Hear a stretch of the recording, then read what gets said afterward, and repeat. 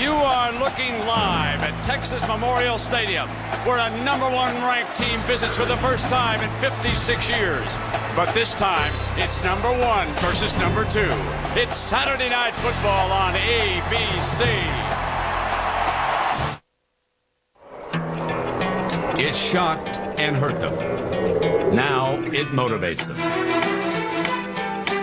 The Buckeyes' bitter loss to Texas last year launched the Longhorns towards a national title. Tonight, they meet again.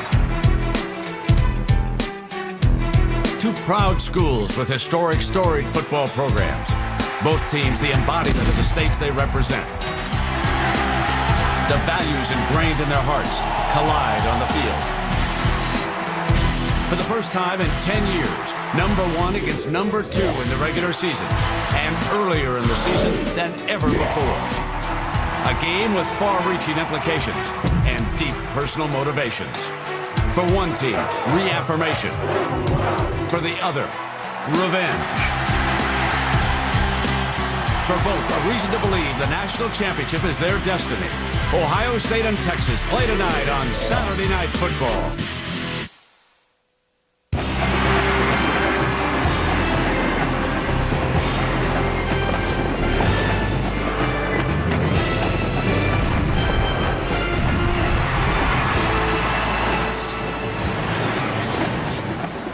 Welcome to ESPN's Saturday Night Football, presented by Southwest Airlines. Here at Texas Memorial Stadium, it's the #1 Ohio State Buckeyes versus the #2 Texas Longhorns. For 1 year, fans of both these schools have waited for the rematch. And the game in Columbus last year was a classic. You should be so fortunate to have one just like that here tonight in Austin. Welcome, everybody. I'm Brent Musburger, along with Kirk Herbstreit and Bob Davie. Not a whole lot you can say when you got 1 versus 2, but we'll try. A couple of great stories. And, Kirk, let's start with the Texas quarterback, Colt McCoy. Well, Brent, what a story. Colt McCoy grew up in a small town in Texas, high school coach. His father was a high school coach. He's really waited for this opportunity his whole life, and now it's here. He's going up against the #1 team in the country. He has all the physical abilities, the quick arm. He manages the offense, but he's never been in this atmosphere. How will he handle this kind of crowd and this kind of hype? Very, very important for Texas to get him the ball early and to get him to relax and just make a good throw to get his confidence going. And Bob, a year ago, it was the Buckeye defense with the stars. This year, it's the offense. Well, Brent, it's obvious to me why this Ohio State offense is getting so much attention. It's because they have so much talent. I think they have 2 legitimate Heisman Trophy candidates on offense. I also think Troy Smith is the most improved quarterback in college football. He can make all the throws. Ted Ginn's always been a dynamic return man. He's now a dynamic receiver. This Texas offense is for real. Absolutely, and I think you can both agree the matchup of the quarterbacks is critical. And when you think of it, which one tonight will experience the thrill of it?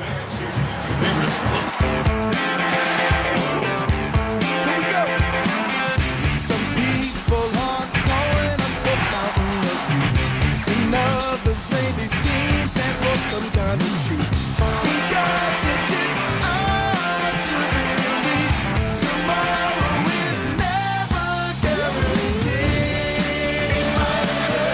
Just a little bit down while I'm trying to figure it out. I'm on this ride for the thrill of it. Unbelievable! Living the dream, that's what life's all about. I'm toughing it.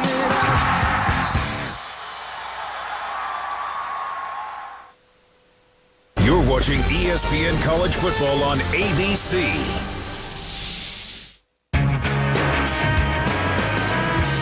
The numbers are growing every day.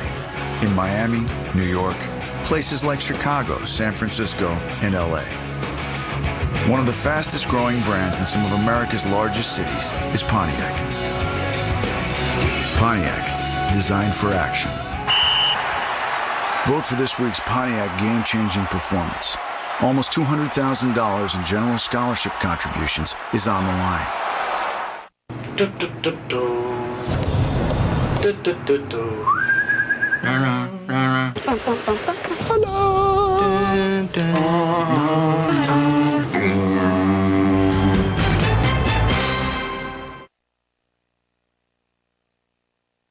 Must be about 2:30. Cheryl's using correction fluid to do a French manicure. Brandon's got himself another tossicle. And Adam will be attacked by killer bees in 5, 4, 3, 2. Looks like somebody missed snack time. Get back to your senses with a new way to snack. McDonald's Snack Wrap. Tender all-white premium chicken breast meat with lettuce, cheddar jack cheese, and ranch sauce in a soft flour tortilla. Try it for just $1.29. Nice nails, Cheryl.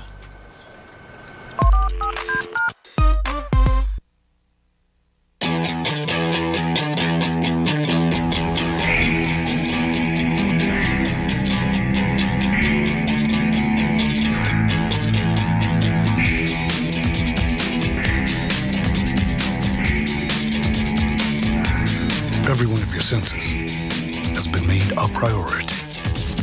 The 2006 six-speed all-wheel drive IS250 from Lexus at Hendrick Lexus in Charlotte. Captain, I've prepared you a nice salad. How am I to eat a salad? Sir, Taco Bell makes a chicken ranch salad. It's easy to eat anywhere. On the go, as they say. Boy, let me give ye a pat on the back. Taco Bell's new Chicken Ranch Salad Burrito. Marinated all-white meat chicken, crisp romaine lettuce, and a zesty avocado ranch dressing wrapped up in a flour tortilla. For the salad that lets you keep one hand on the wheel, think outside the bun. Masked men shoot a family's dog and the neighborhood is frightened. This is ESPN on ABC. John Saunders with Craig James and Doug Flutie, a couple of guys who played in big games like the one you'll see tonight. Now, Texas, it seems like it was 5 minutes ago. They won the Rose Bowl and the national championship. Any advantage because of that? Absolutely. You know it, and I know it. You know it. When you've been there and you've been on the big stage, it gives you confidence. You know how to prepare. You're not flustered right before kickoff. It's going to help young Colt McCoy when he takes the field for Texas. However, Troy Smith at Ohio State, he's 6-1 against ranked opponents. The guy has been in the big games himself. Maybe not like the Rose Bowl that you're talking about there, but he knows how to take his team on the road to give them success. Ohio State, Michigan doesn't get much bigger than that other than 1 versus 2. And this is his stage, his coming out party. He's going to be excited. I know he's been there before, but he is going to be fired up to play this game. All right. A game played earlier today. The Fighting Irish from Notre Dame trying to look impressive because they weren't last week. The defense got it done today. Tom Zibikowski returns this one 25 yards. You know what? Anthony Morelli at quarterback was supposed to make plays to win the game for Penn State. Not here. Tom Zibikowski delivers the knockout blow. The old boxer does it to him. 41-17 was the final in that game. Right now it's time to take you out to Austin, Texas, to the Game Day crew. Let's join Chris Fowler and Lee Corso. John, thank you. A warm evening here in the Burn Orange Nation, but Lee, frankly, there are far tougher environments to overcome as a visitor in college football than this one. Those guys talked about Troy Smith's experience. This atmosphere, it's not going to beat him. Texas will have to beat him. And as for Colt McCoy, maybe a little piece of his predecessor, Vince Young, left behind, because this Texas team, those guys mentioned, it does look very calm and very confident. Well, Texas is a very confident football team in this stadium. Why? Well, they've won 16 straight games here. They won 14 straight games when the game started after 5:30, and it's now 7:15. And also, they've beaten 9 straight ranked teams in this place. So I'm going with that confidence. I'm going with Texas, the Longhorns. All right, Texas. How do you like this helmet, Fowler? I love the props, Lee. Go Texas! Corso calling for a 22nd consecutive win by the Longhorns. Remember, the loser not out of the national championship chase, but it's only the winner who can control their destiny. 2 veteran, poised, mature teams ready to go. Kick it upstairs now to Brent Musburger. Brent, take it away.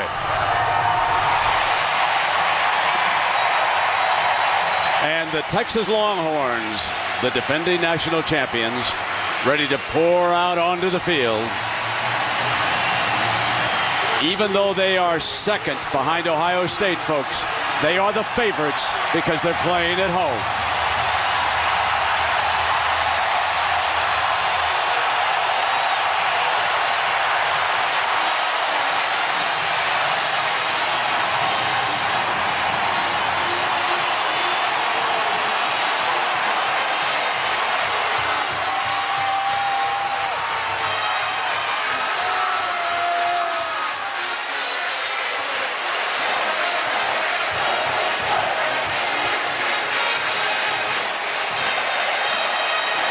So Texas and the Ohio State Buckeyes are coming up next on ABC.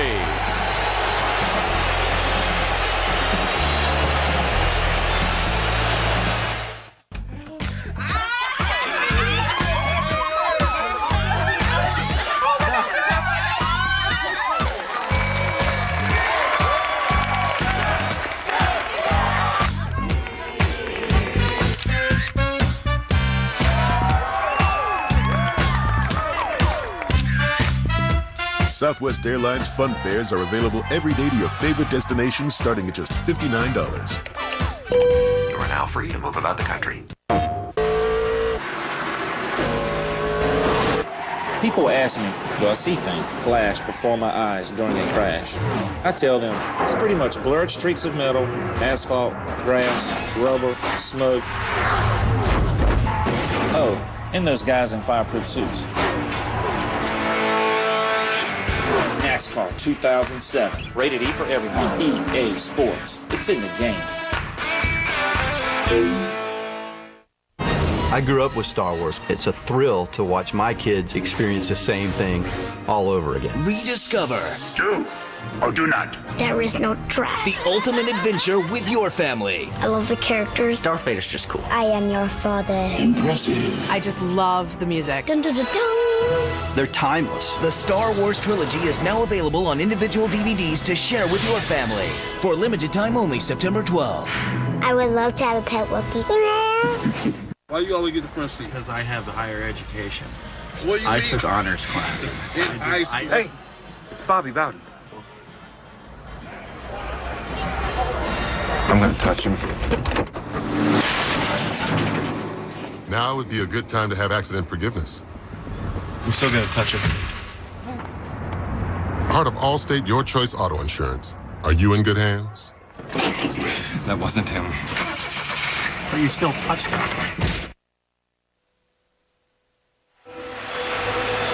This ESPN production is available on ABC HD, presented by Dish Network.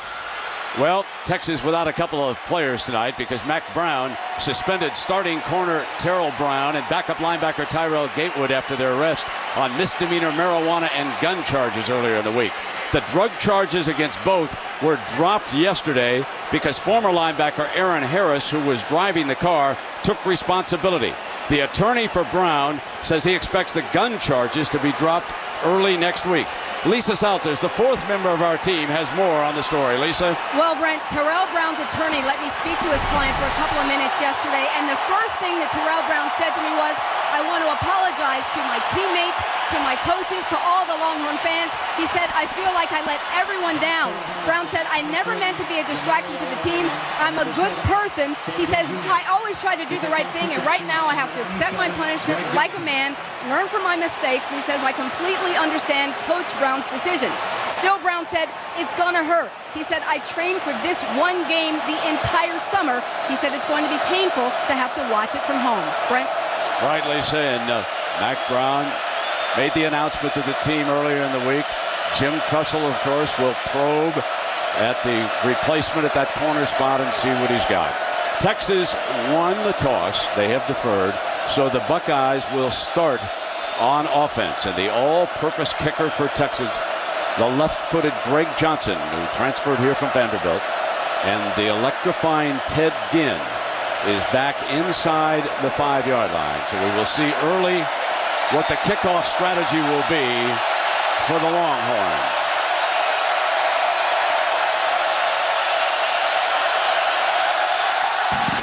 Underway, and a booming kick out of the end zone. So here comes Troy Smith, Bob Davie, and what should the folks at home watch tonight with number 10? Well, Brent, I think an improved quarterback. I think early in his career he trusted his legs more than he trusted his arm. I think the biggest improvement you'll see is he now stands in that pocket and looks to throw first. This guy can make all the throws. Antonio Pittman. He's the deep set running back. They put a fullback blocker, Stan White, in front of him. And from that formation, White leads the way, and Pittman is stopped. And city lineup. So for Troy Smith, you recognize the name of the skill guys, several of the linemen, but note Doug Daddish, the senior from Warren. He was the left tackle last year. He's now moved to center. It means that Alex Boone, only a sophomore on the left side, very impressive in that offensive line here for the Buckeyes. You're going to see a lot of movement here early in this game by Ohio State's offense. Buckeyes coaches feel that Texas is too good to just line up and play. They have to have movement to slow down Texas. 2nd and 7. Take the handoff. Smith's first pass is complete for the first down, and running in space is Ginn, and he can go. 40, 35, and out of bounds. They caught him in space, and as we take a look at that, Bob Davie, that is the key for the Buckeyes. And the first thing you're going to notice, Troy Smith rolling to his left, Ted Ginn on the little inside slant route, and when you give a guy with world-class speed that much open space, you see what happens. The accuracy of the throw there by Troy Smith, enabling Teddy Ginn to make the catch in stride and utilize his speed to pick up a big gain for Ohio State. At 46, Kirk, right off the bat, and the Buckeyes threatening.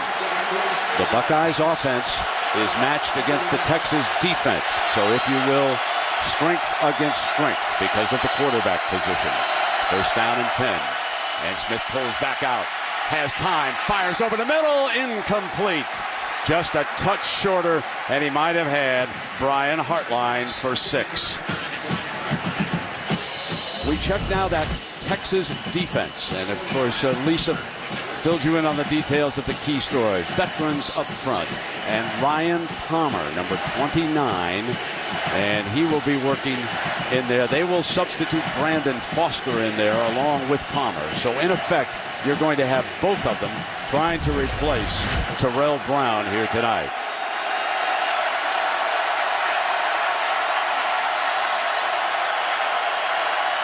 Second and 10. Pittman on a fine cut. And there was daylight there, Bob Davie, for the first down.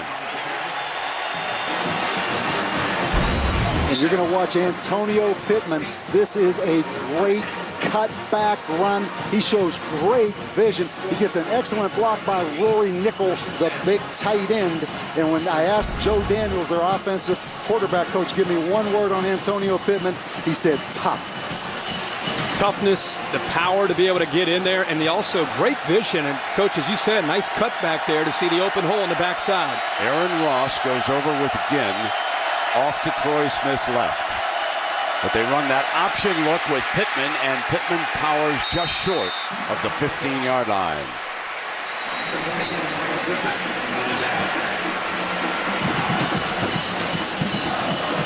When you talk about the impact players for Ohio State, it's pretty obvious. We've already seen number 10, we've already seen number 25, and we've seen number 7. That's a great graphic right there because those are impact guys. A lot of option play action, couple passes off the option attack from the shotgun. That time a pitch and a big gain. Interesting the way they're trying to attack from the option here early.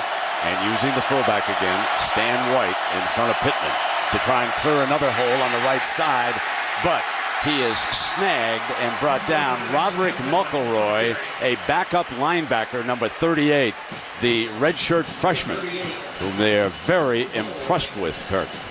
They feel that they have the defensive speed to be able to win the battle up front at the line of scrimmage and attack downhill. That's what's so surprising about this first drive by Ohio State.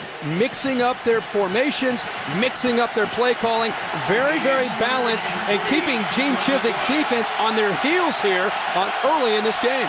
And if I'm Texas defense right now, don't let number 10 run with that football on 3rd and 4. And Pittman is out now, and they empty it with Maurice Wells. Smith can't find a receiver, dances, and he is down, and he is covered up by the middle linebacker who was spying Rashad Bobineau. He's a weak side linebacker a year ago, and 44 keeping an eye on number 10, and it's field goal time for the Buckeyes. And Gene Chiswick, Texas defensive coordinator, loves speed over size. That's a tremendous job by Rashad Bobineau spying on Troy Smith. Aaron Petrie, redshirt freshman. This is a 29-yarder. No Nugent, no Houston. So Aaron Petrie. The 28-yarder, and no good. So the drive peters out.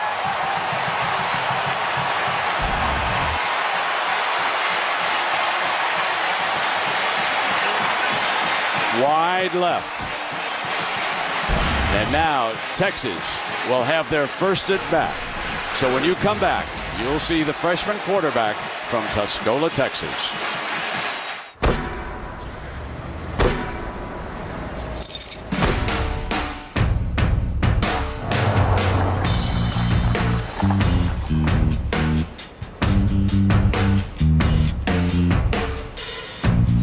Hey, what's up? I can use some help. Come on. Who is that guy? D-Wade! Yes, it is. Yeah, it's hot out here, huh? My dream is to leave the world a better place than I found it. Oh, yeah. Good job, buddy. That's awesome. Yo! Hey, Coach.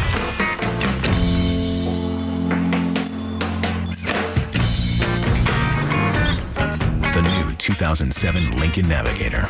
With enough room for, well, the basketball team. Life's going. Where to next?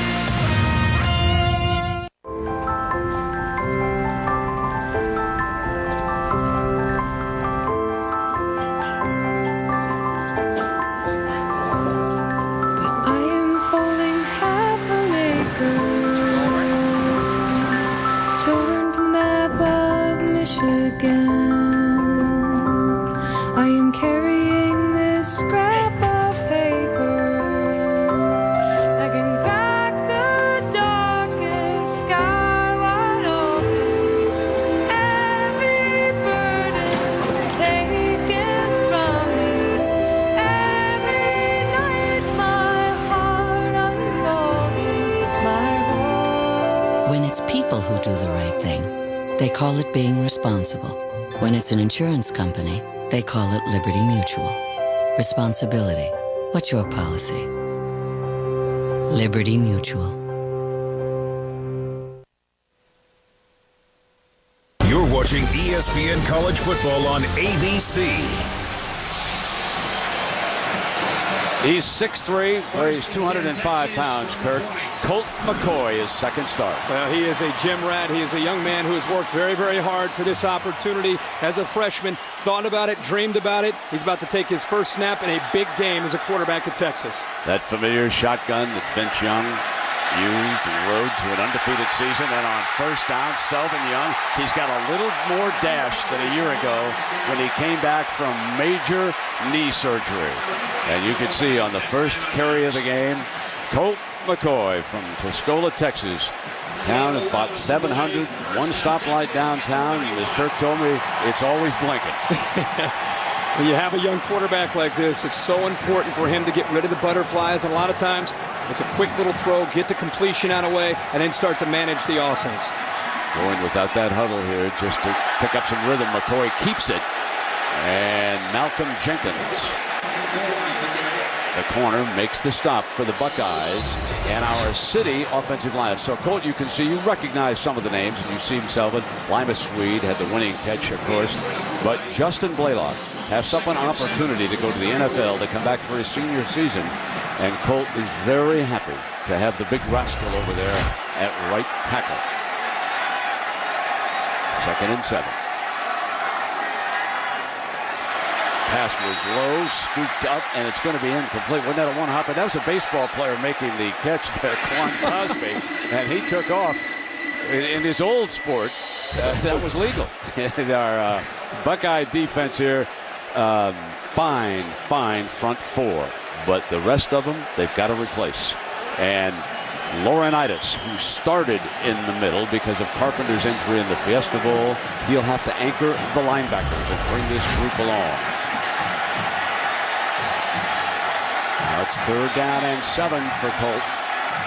What a wonderful, wonderful name for a Texas quarterback, Colt McCoy. Looking to pull the trigger.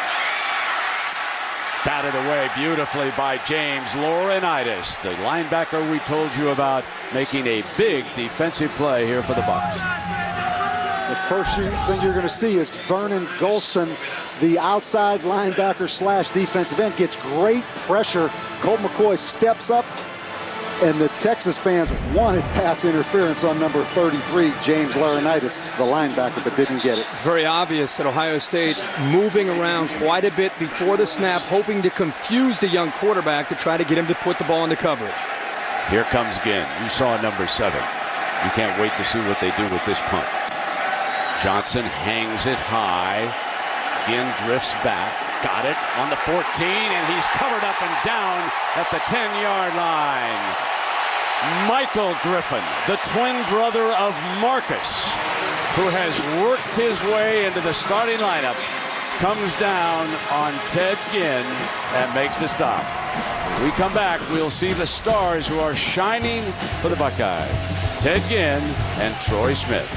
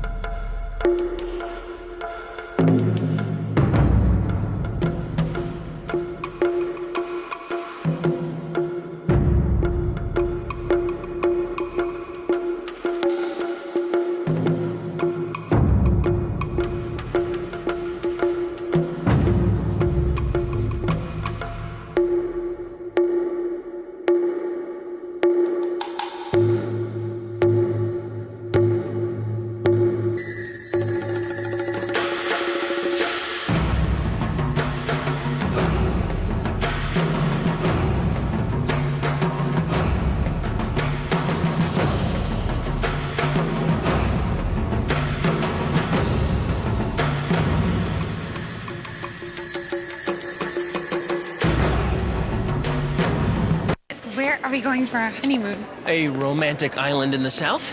Jamaica? Credit card miles are blacked out. A little more south. Antigua? Blacked out further south. Aruba? Getting warmer. Isn't this great? Did you notice? No bugs. We gotta switch to Capital One.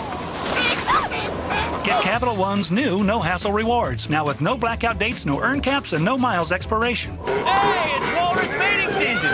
What's in your wallet? Get full from Taco Bell's value menu. Bruno, what is the holdup? I'm full. Not possible. You are hungry, Bruno. 9-time competitive eating champion.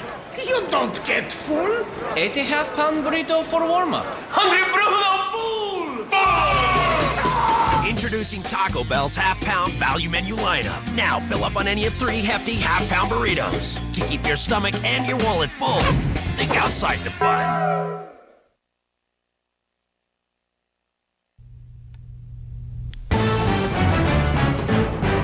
Saturday Night Football on ABC, presented by Southwest Airlines. The low fare from here to there. It's on Southwest Airlines at southwest.com. Lincoln, reach higher. And IBM, what makes you special?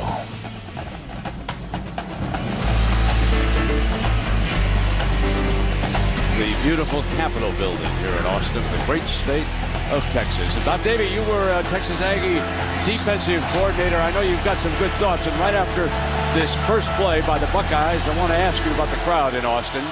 On a play fake, Smith rolls out to the right. There's Gonzalez, and that'll be a 1st and 10. Now it's a sellout. It's jam-packed. It was so noisy in Columbus a year ago. Will this disrupt the offense? Well, Brent, this is one of my favorite places to play all across America because it's a great environment. The crowd noise is not a big factor.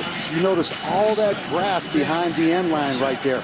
And really, that's room for Bevo to graze down there, but it allows the crowd noise to escape this stadium. So I don't think it's much of a factor. And the way Ohio State's offense is playing right now, you can see it isn't. And Bevo's upset because Uga's in the red zone. And then, if you want to check those rascals out, 1st down and 10. And Troy Smith puts it back in Ginn's hands. Short game this time to the 30. You know, Kirk, as we watch Troy Smith and Ginn, of course, virtually brothers from the Cleveland area. Talk about the maturation of Troy Smith. I know you live in Columbus. You've been so close to it.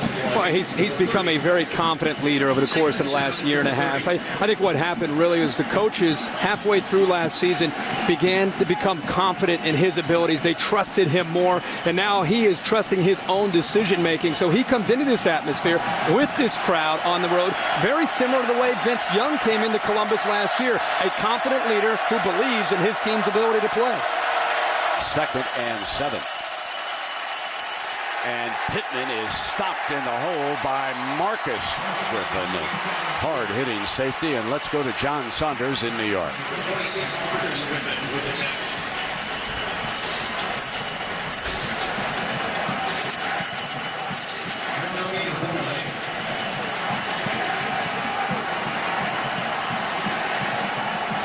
Third down and 7. And we will catch up with John here a little bit later. Gene Chizik, the defensive coordinator of Texas, 29 straight victories. He has been the coordinator for folks. He was with an undefeated Auburn prior to coming to Texas. Last year's undefeated national championship, and right now Gonzalez is giving him heartburn. Bob Davie, number 11, is stepping up as a big-time receiver here. And I'll tell you what, is there any question about Troy Smith's arm strength? But he goes to Gonzalez, and anytime you get a safety, number 27, Michael Griffin is a heck of a football player, but they get the safety isolated on Anthony Gonzalez. But the arm strength and a great third down conversion right there, Kirk. Interesting to see that time. Teddy Ginn used as a decoy to clear out Aaron Ross and vacate a wide open zone. Well-designed play by Ohio State, using Teddy Ginn as a decoy to pick up that first down. The freshman phenom, Chris Wells, from Akron, Ohio, is the tailback. Here is Chris, the number 1 rated running back coming out of high school. Rainey is called, and Roderick McElroy is getting a lot of action over there at the will linebacker for Texas. They expect the Bucks to come running at them, and he's a little bit stouter than Drew Kelson, who came to that position from safety. And one thing you notice, Ohio State, the ability to mix the spread offense, as Kirk mentioned earlier, with the power offense. Texas, an undersized speed-first defense, the ability to line up an I-backs and run that ball right now for Ohio State. Buckeyes drove down and missed a field goal on their opening drive, but they are coming right back. Now in trouble, has to throw it away. The Texas bench is screaming for grounding, but I believe he got it past the line of scrimmage.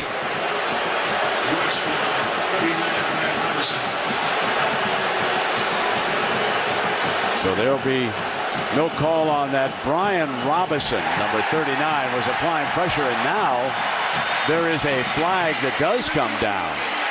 The number 10, offense. Still in the pocket, no receiver in the area. Spot foul, lost it down, third down. And the point there, Troy Smith was inside the tackle box, still in the pocket. That's why it was called intentional grounding. Yeah, exactly, Coach. And Bill Lamagnier, fine referee from the Big Ten. They got this right. Rick Nelson is his umpire.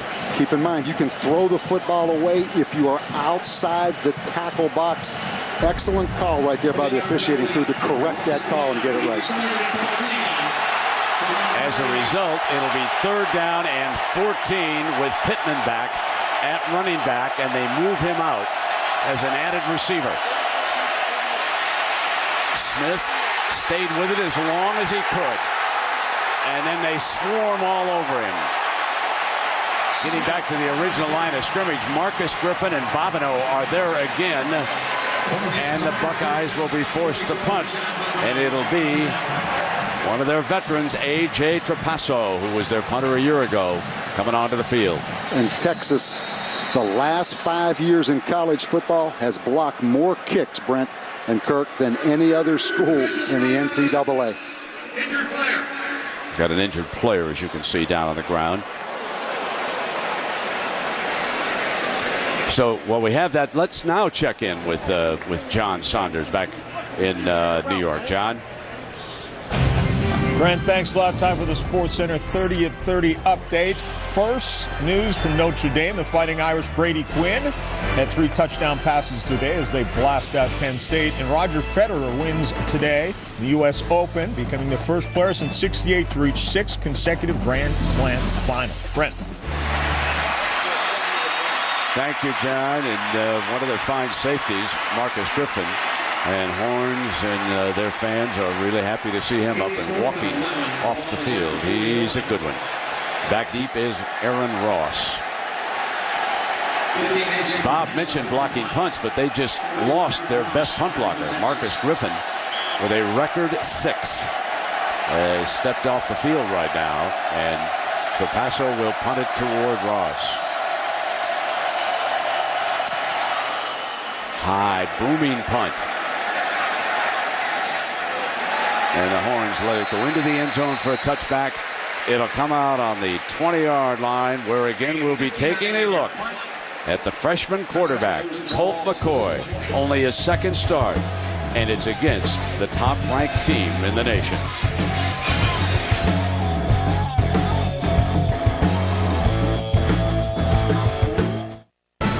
Today's singular All-American flashback, Earl Campbell. This native Texan used an unprecedented blend of strength and speed in becoming one of the all-time great Longhorns. His career was highlighted by his 1977 season when he led the nation in rushing and scoring, becoming the University of Texas' first Heisman Trophy recipient. Text VOTE to 87654 now on your Singular Wireless phone for a chance at a trip to the national championship game. Yeah. No diggity, but digging this fast. I woke up, nothing available for the last. I had a dream the world was in this fast. I gotta wake up. No diggity, but digging this fast. I woke up, nothing available for the last. Introducing the world's smallest camera flip phone. Take up to 9 pictures with one push of a button. The Pantech C300, only from Singular. Beautiful features, fashionably small. Singular, raising the bar.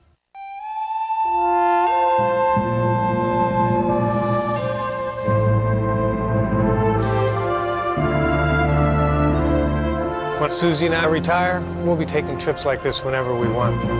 It's a good thing we've been planning. At Pacific Life, giving you the right tools to help you meet your financial goals is what we're all about. As you look to the future, look to Pacific Life. Ask your financial professional about Pacific Life, the power to help you succeed.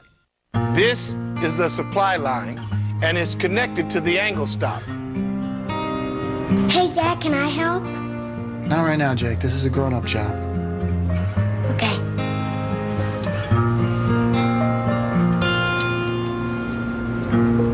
Hey, buddy. Want to hold the flashlight for me? Okay. What's that? It's a supply line. Supply line? This is an angle stop. Supply line goes. Emmitt Smith, NFL legend, gridiron guard, master of the Mambo? You got nice legs. Dancing with the Stars, live 2-hour premiere, Tuesday at 8/7 Central, only on ABC. John Saunders back in New York with the primetime Pulse. Over on ESPN right now, Georgia leading South Carolina 10-0. And on ESPN2, LSU blowing out Arizona 31-0. Brent, back to you.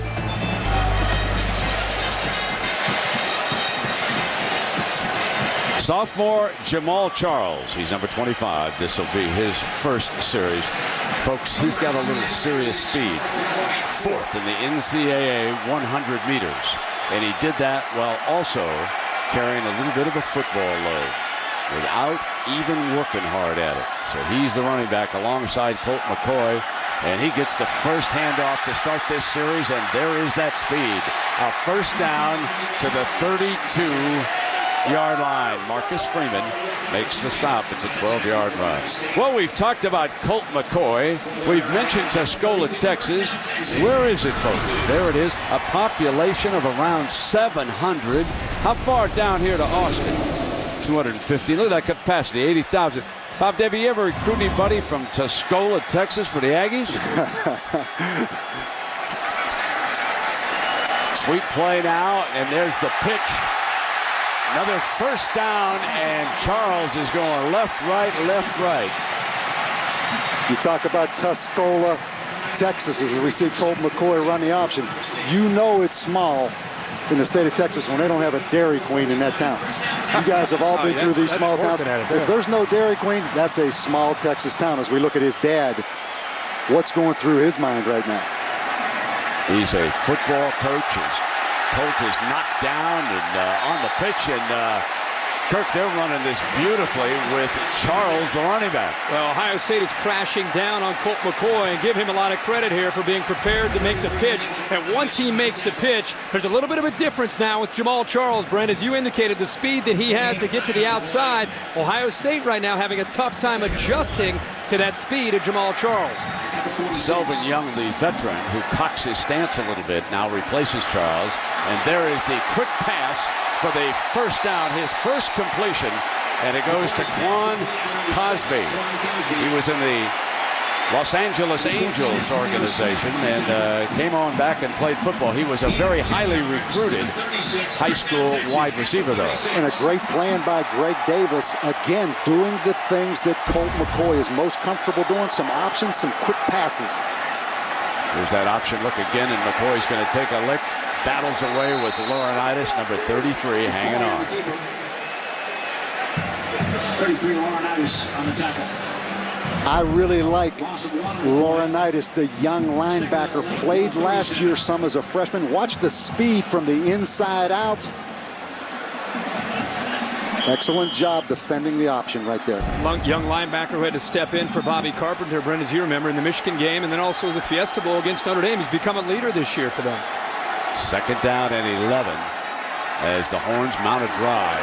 Daylight back on a cutback run to the 25-yard line. The veteran from Houston, senior Selvin Young, 12 more yards, and they are ripping huge holes now in that defense, and they're doing it with just a couple of huddles along the way. A little counter, and you see big Justin Blaylock at 340 pounds pulling around. Brent, you mentioned Selvin Young has dropped 15 pounds since the Rose Bowl. He does look quicker to me, Kirk. And all of a sudden, Texas offensive line, the quick tempo, they're starting to control the line of scrimmage. Selvin came out and then went back in. And so Charles is back off to the sideline. And on first down, after it again into Selvin Young's hands. You know why he said, I got this one? He wants to make the catch. He said, hey, I got it, young guy. Actually, Selvin Young's a big brother to Jamal Charles. He probably thought, hey, little guy, let me take this one and see what I can do with it. 15 pounds off of Selvin Young. Being healthy for Selvin Young. He has waited to become the leader with being a roommate of Vince Young last year. It's his turn, and he's taking advantage of it right now. Second down and 7. McCoy and the Horns mounting a drive. Bump incomplete. Interference is called. Swede, the intended receiver. Malcolm Jenkins bumps him.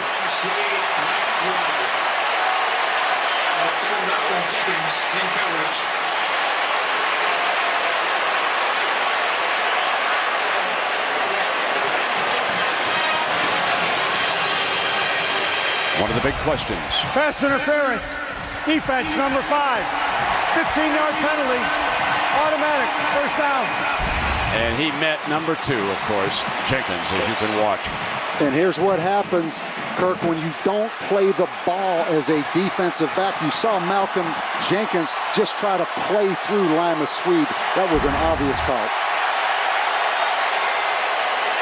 I was ready to say one of the big questions about the Buckeyes, the defensive backfield.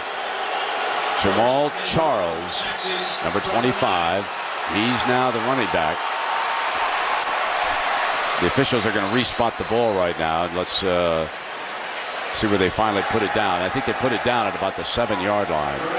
You know, the nerves that we talked about for the young quarterback, you can forget about him now. He is settled into this position. He's in a comfort zone, which is what Greg Davis wanted to do. And now all of a sudden, he's just worried about executing the game plan. And how about Texas? No huddle basically on this whole drive with the redshirt freshman quarterback. In trouble off the blitz, steps away from him, fires end zone, incomplete. He eluded the corner blitz, but there was enormous pressure, and the Buckeyes did a fine job of also defending the receiver in the corner. Well, the first thing you see, the athletic ability right now, is Malcolm Jenkins misses Colt McCoy, and then the athletic effort by Lima Swede right here comes up with a tremendous one-hand catch. But it doesn't count. Ooh. When you're out of bounds and you drop it. It's 0 for 2. Second down and goal.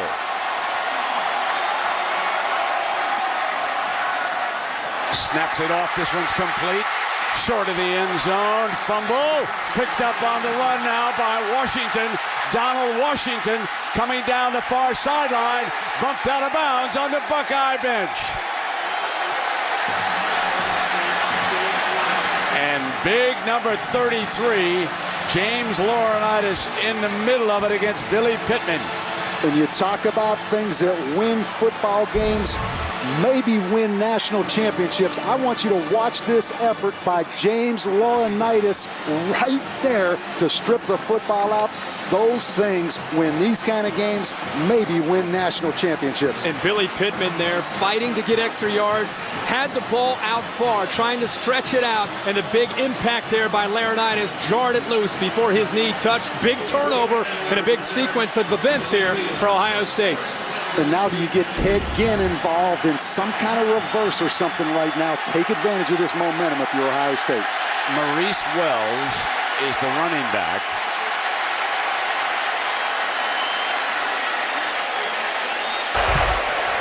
Timeout on the field. Coach's challenge. So this is the earliest challenge that we have heard of.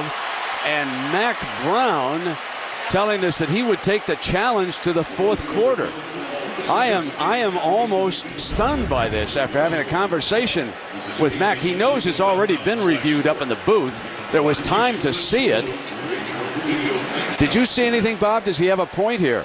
Brent, I'm as surprised as you are because, no, he doesn't have a point. That ball is clearly stripped out, and we were sitting on the couch yesterday with Mack Brown. Oh, absolutely. This conversation came up. He said he is going to save his timeouts because the point is they're being reviewed anyhow in the press box. And that we had a perfect angle.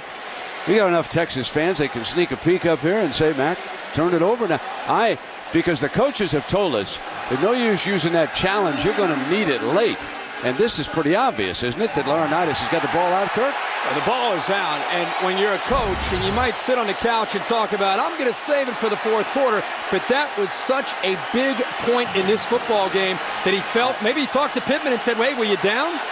It may be a big point right now, but I guarantee you there'll be He'd like to have that. I guarantee you that's how football operates. First down and 10 at midfield here.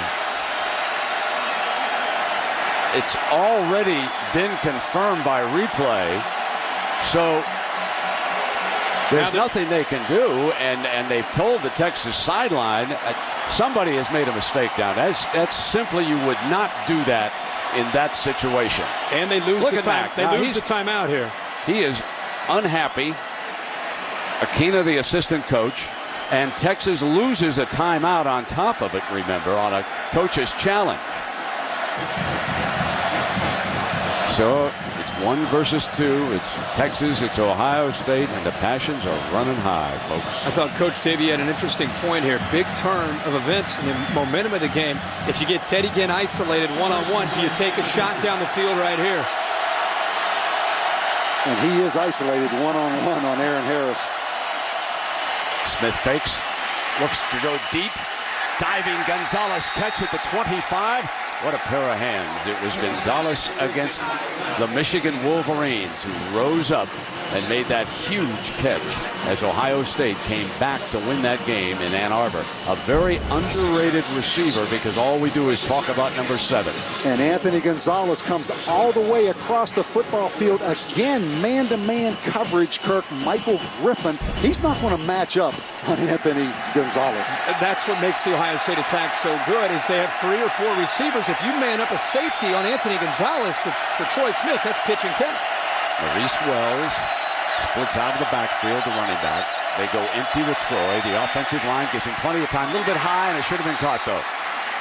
It was not a perfect throw to Wells, and that's Maurice, remember, the sophomore from Jacksonville, Florida. But I thought from the naked eye that the youngster should have grabbed him. I think that's why Maurice is a running back and not a wide receiver. He comes down and just runs the curl route. Again, a great window to throw the football through right there. Troy Smith, you're exactly right. That football should have been caught. Should have been caught. They went to the empty set. They flexed the tailback out. And that's one that Maurice Wells knows he's got to make that catch. This is the second time that Ohio State has mounted a serious drive. You figure they've got to come away with something. There was movement in the offensive line. This is going to cost them a big 5 yards. And, Kirk, I want to go back on a point on that first drive that failed with a missed field goal. You said that Jim Tressel does not have his security blanket this year. Second down. He does not have the security blanket, and one of the things that he was concerned about coming on the road was the conditioning factor in the heat. And Brent, we talked about this before the game. The one thing that's for sure is the depth on their offensive line. They're playing their entire second unit of the offensive line. And if they don't have a chance to score, not having Mike Nugent or Josh Houston was a major concern for them after missing that first field goal. But the second unit right now, in there, depth, a big priority for Ohio State in the heat. 2nd and 15, and here's Smith. Got Gonzalez again. What a combo. A first down, and how about the strength of this arm on this throw? There are some scouts who are going to take note when he rifles this one to the sideline. Folks, he's a little undersized for Sunday ball, but he's a good-looking quarterback. And Brent, you remember our conversation with Gene Chizik, the defensive coordinator, yesterday? He said they are going to know on every snap where number 7 Ted Ginn is. They better right now change that plan a little bit and find out where number 11 is for the Buckeyes. At the 12-yard line, 11 is over on the slot, the formation, and Smith is eaten up by that defensive front. That was Derek Lokey, the defensive tackle, nose man. And see, Coach, I think that all the talk this week about Terrell Brown not being in, him being the best cover corner for Texas, when you talk to the Texas coaches, Aaron Ross is the best cover corner. What you lose in Terrell Brown is an experienced guy, a physical guy, and now you're putting in young corners and safeties who have never been in that situation. So it wasn't so much how Teddy Ginn would benefit. It was Anthony Gonzalez and some of the other Ohio State receivers, and right now, that's how Ohio State's trying to attack him. Georgia, given the old ball coach, fits in that one down south. Smith rolling the pocket. Calmly fires touchdown to the corner of the end zone down there. It was a beautiful throw for the score, and he just worked Anthony Gonzalez. And there is one of my favorite characters from Columbus, folks. Does he look like the great old coach? And Gonzalez with the touchdown puts the Buckeyes ahead. And I'll tell you something, Troy Smith is on fire. We saw him outplay Brady Quinn in the Fiesta Bowl. Tim Crowder right here, number 80, loses contain. And how about that bullet to Anthony Gonzalez? The patience there by Teddy Ginn, and then picking on Brandon Foster, who was in for Terrell Brown for a touchdown. Petrie adds the extra point. So remember how this started. It was a 1st and goal for Texas going in from the 7-yard line. Laurinaitis forced the turnover. And then it was Gonzalez. And Kirk just mentioned it. Brandon Foster locked up one-on-one with Anthony Gonzalez. The Buckeyes take advantage of it. And because of their ability to mix it up, every time Troy Smith has a ball fake, the linebackers freeze. He had to get outside of the pocket by a lot of time. Anthony Gonzalez made 2 or 3 moves on Foster to finally have a chance to make the catch and to make that catch for the touchdown. But picking on the young, inexperienced secondary. We got an update. Let's go to Matt Weiner in New York. Matt? Brent, do I ever have a Taco Bell update for you from Tallahassee? Florida State seems to be suffering the effects of the short week against Troy. Omar Hogabook's pass is tipped, caught by Gary Banks. The Trojans punch it in on their next snap. 17-10 Troy in the 4th quarter. Holy moly. Where did that come from, Kirk? Huh? I don't think we talked about that one on College Game Day. I don't think anybody expected that. The Noles just looked like a team on a mission against the Miami Hurricanes. They went to sleep. There were points of that game, though, when I thought both teams were sloppy on offense. Oh, yeah. I watched you guys down there on Monday night. 1:04 to go here in the first quarter, and so Texas reveals a weakness as they lose a starting corner, and the Buckeyes take advantage of it. Next week, a resurgent Nebraska team heads to Los Angeles in search of an upset. They will take on number 3 USC. Saturday Night Football presented by Southwest Airlines next Saturday, 8 Eastern, 5 Pacific on ABC. College football lives here, so we'll take this show on the road. We'll go to the West Coast, and a question for you folks. Who's going to be number 2? You figure the loser of this game will slip Notre Dame, very impressive today in beating Penn State. USC, well, they were on the road, dumped Arkansas, and they're taking the week off. So they could rise up to number 2. We'll have to wait and see when the polls come out. Selvin Young, the veteran, on the fake now by McCoy. Going deep, and that was Andre Amos, the defender, who just knocked it down at the right instant.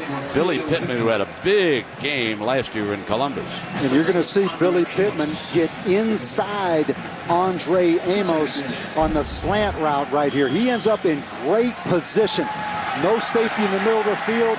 And Andre Amos over the top a little bit right there. Might have got away with the call.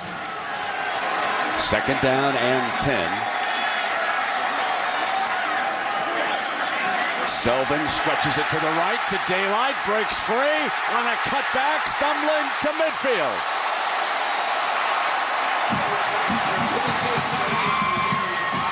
"30-yard burst by Selvin Young." And amazing what 15 pounds a difference it makes. Selvin Young right here, excellent speed. You say Blaylock right there gets a little block on Laurinaitis. Then in the open field, he breaks down Andre Amos. I'll tell you what, that weight loss helped this running back. He looks quick.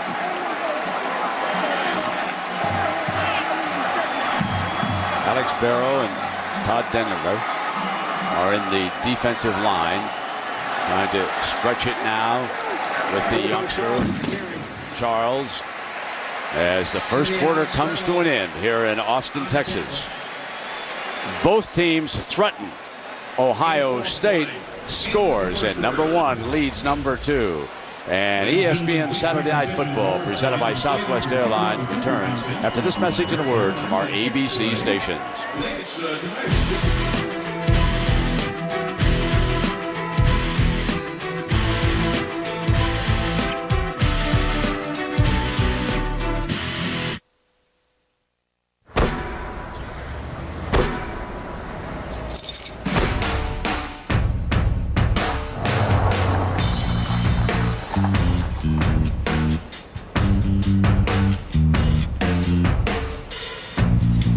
What's up? I can use some help. Come on. Who is that guy? D-Wade. Yes, it is. Yeah, it's hot out here, huh? My dream is to leave the world a better place than I found it. Oh, yeah. Good job, buddy. That's awesome. Yo!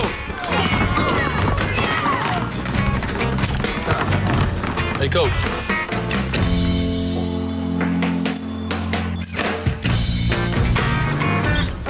The new 2007 Lincoln Navigator. With enough room for, well, the basketball team. Life's going. Where to next?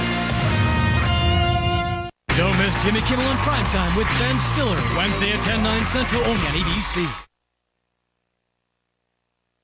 Daybreak in the morning is how I start my morning. Channel 9 Eyewitness News, Daybreak. The news, the weather, the traffic, everything I need to start my day. We watch it first thing in the morning so we know how to dress our daughter for school. Lets you know what roads you need to avoid. Catches me up on the overnight news. We got Erica Bryan and my man Scott Wickersham. I love their weather. I like Mark Watkins. He just tells me what the weather is going to be. Best covers, nice people. Gives me all the news I need to know for the day, quick, fast, and in a hurry. Watch Eyewitness News, Daybreak, covering the Carolinas. I do rely on them to get my day started.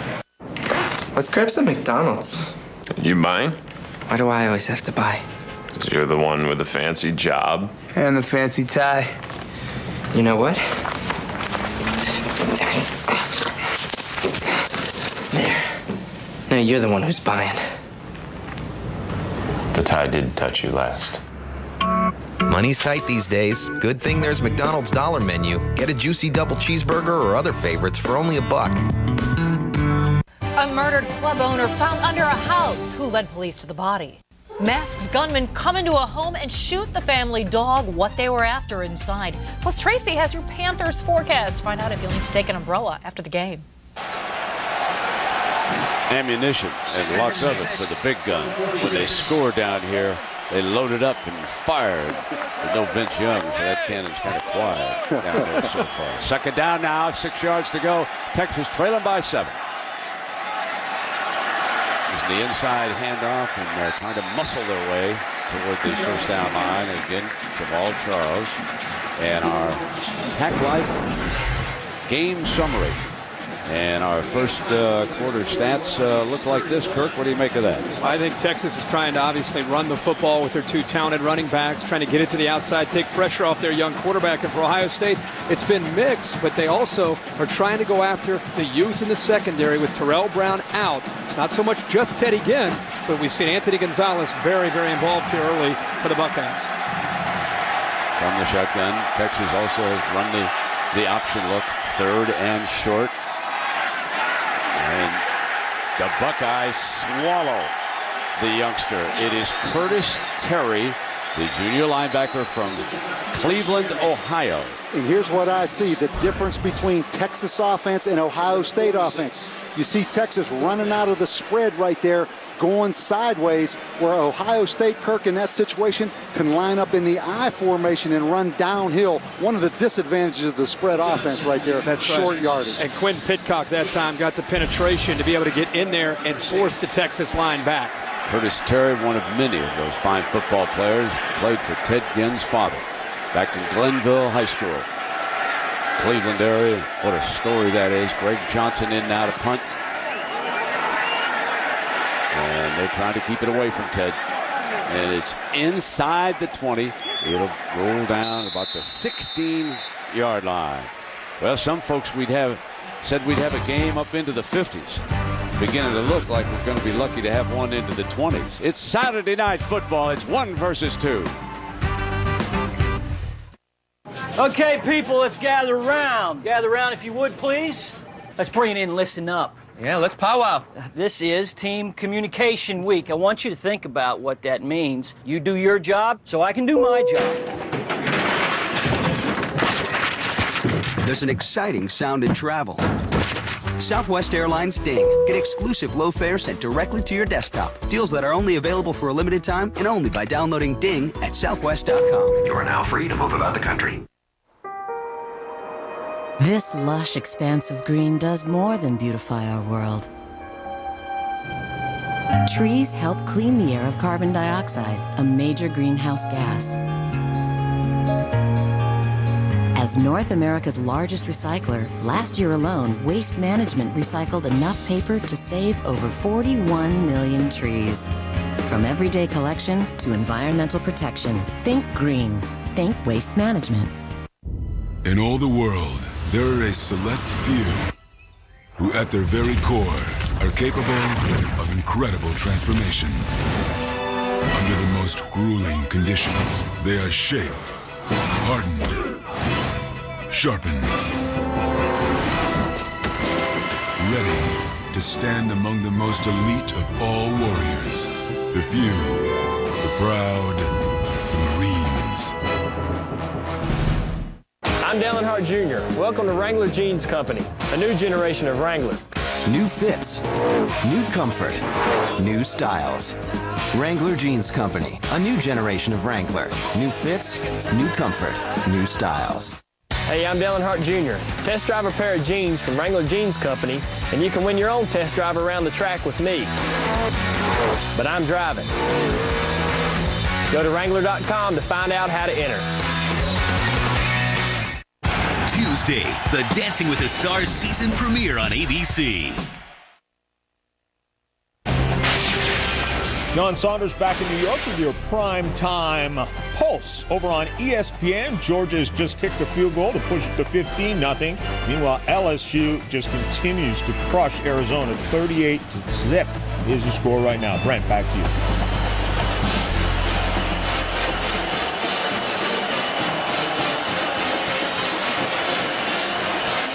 We are back just past the top of the hour. 8 Central Time here in Austin, Texas.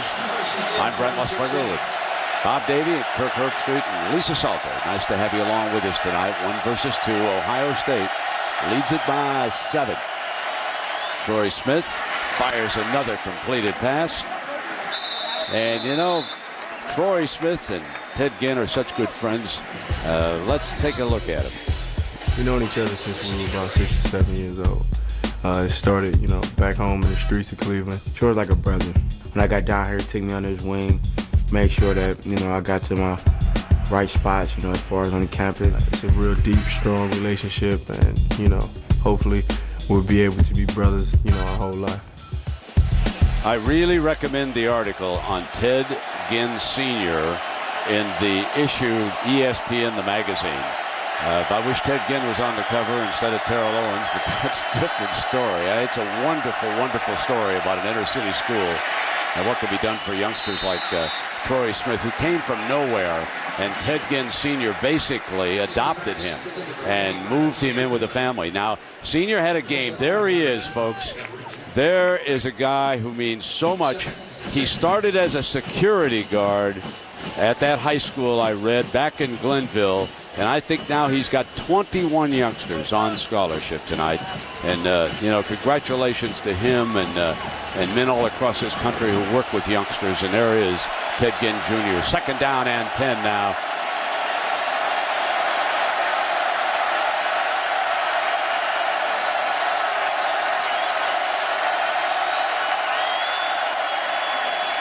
Here's Smith. High, incomplete. They went for Ginn that time. Aaron Ross with the coverage. Aaron Ross is the best cover corner on Texas. He a lot of times is on an island against Teddy Ginn. Pretty good coverage, but if you notice, you can see Michael Griffin cheating just a bit to help out Aaron Ross in case Teddy Ginn moves to the middle of the field, Coach, and having that safety is a nice security blanket for the corner, Ross. It's like having an eraser back there. It eliminates any mistakes a corner may make. 3rd and 10.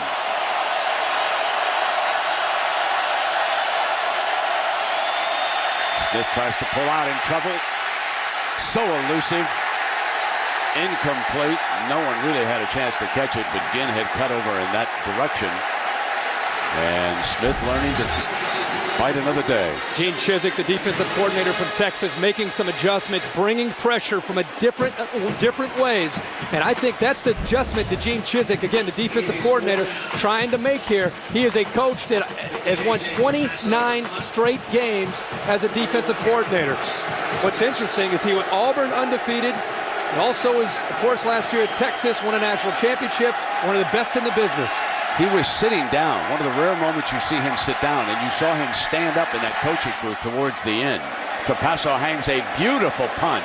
Aaron Ross back deep, fields it at the 17-yard line. And he is down. We'll take a break. 12:13 to go. Number 1, Ohio State. Their first visit ever to Austin, Texas, and they lead it by 7. Most kids, they make a bad choice, they get grounded. Then there's kids, they make a bad choice. Those kids get sent here. You want to start a football team? Exactly. This Friday. Hey! You don't know how to spell Mustangs? You have got to be kidding me! One goal. What is this? A nose guard. Yeah. A second chance. If you accept this challenge, we're gonna be winners. The Rock. Gridiron Gang. Who are they? They accepted the challenge. Rated PG-13.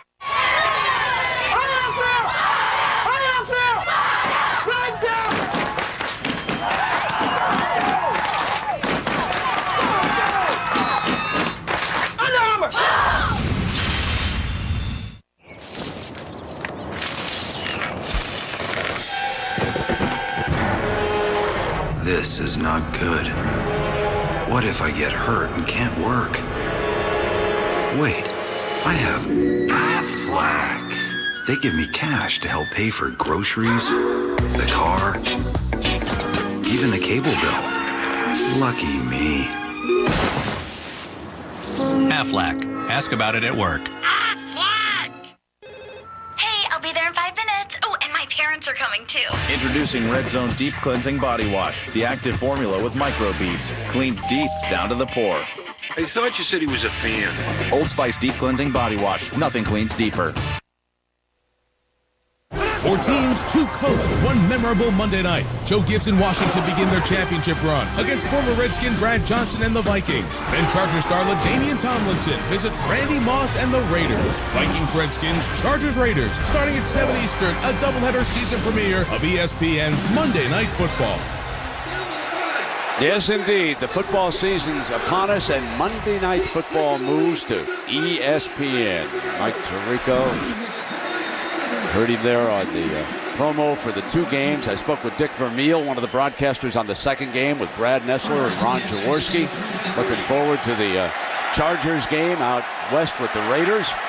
Hasn't done a game since he worked the Rose Bowl with me back when with these Ohio State Buckeyes rallying to beat Arizona State. Here is Colt McCoy for Texas, snapping one off, incomplete. And now it's time for our Aflac trivia question. Let's see what the fellas came up with. What was the first regular season #1 versus #2 matchup?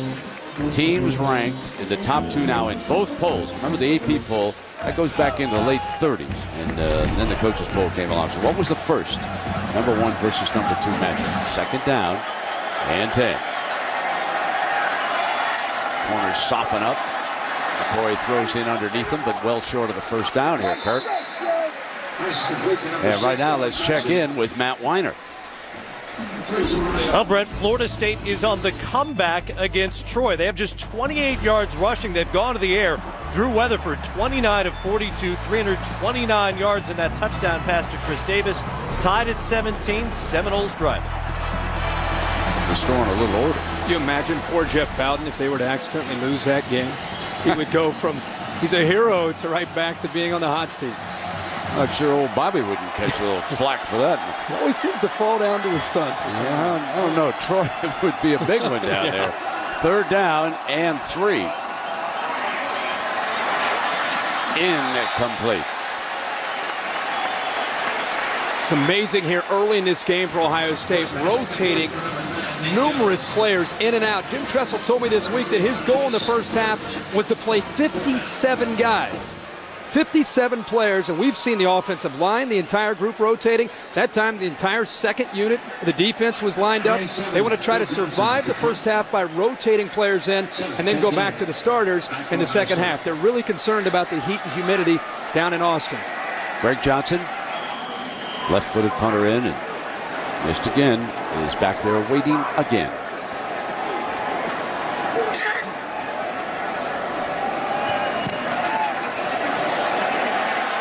Driving it. And here comes Ginn. Swallowed at the 30-yard line. So Ohio State leads Texas by 7-0 here. And the Buckeye Band is with us. It's Saturday Night Football on ABC.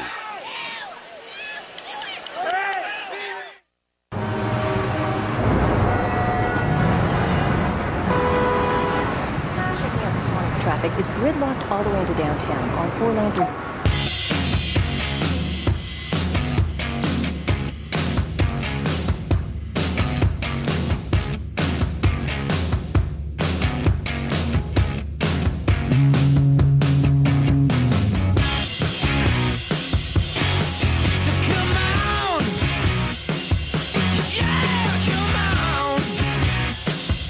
A new level of strength, a new level of quality. Introducing the GM 100,000-mile warranty, a new level of confidence. You're gonna get what you need. Gonna get what you need. You're gonna get what you need. With courtesy transportation and roadside assistance, it's the best coverage in America from the biggest brand in America. You're on the goalpost truck, you're on the car, I'm on lookout. Berg, what are you wearing, spandex? Yeah, I got them out of my mom's drawer. It's very sexy. You think? No. Ah! Go, go, go, go, go.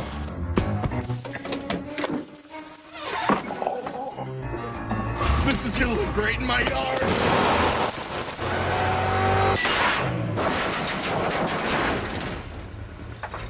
Bergwood? Is the strength of Allstate behind your favorite college football team?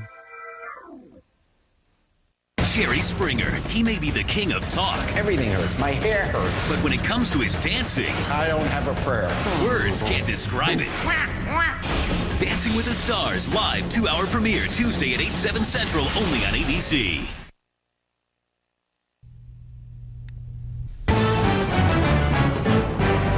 Saturday Night Football on ABC, presented by Southwest Airlines, the low fare from here to there. It's on Southwest Airlines at southwest.com. General Motors, a new level of quality, a new level of confidence. And Aflac, ask about it at work. So on this night, the Stars have come out for number 1 versus number 2, with number 1 leading it by 7. And there is LeBron James, who, if he'd gone to college, to a lot of folks, it would have been Ohio State. He's just one of many sports and movie stars who are with us here tonight. Troy Smith trying to air it out, going deep, and he overthrew Mr. Ginn. And that's hard to do, folks. We just talked about how Texas is trying to use a safety in the middle. That time, they were not able to get Michael Griffin to the middle. They're blitzing more and more on Troy Smith to try to get the pressure to slow down his momentum. That time, he had time to throw. He had the one-on-one matchup that he wanted on the outside. Aaron Ross by himself, isolated against Teddy Ginn. And if he puts a little bit more air on that football, that's a touchdown and a big play for the Bucs. 2nd and 10.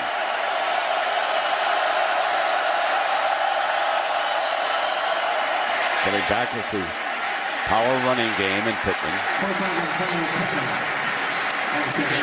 So our Aflac trivia question regarding number 1 versus number 2.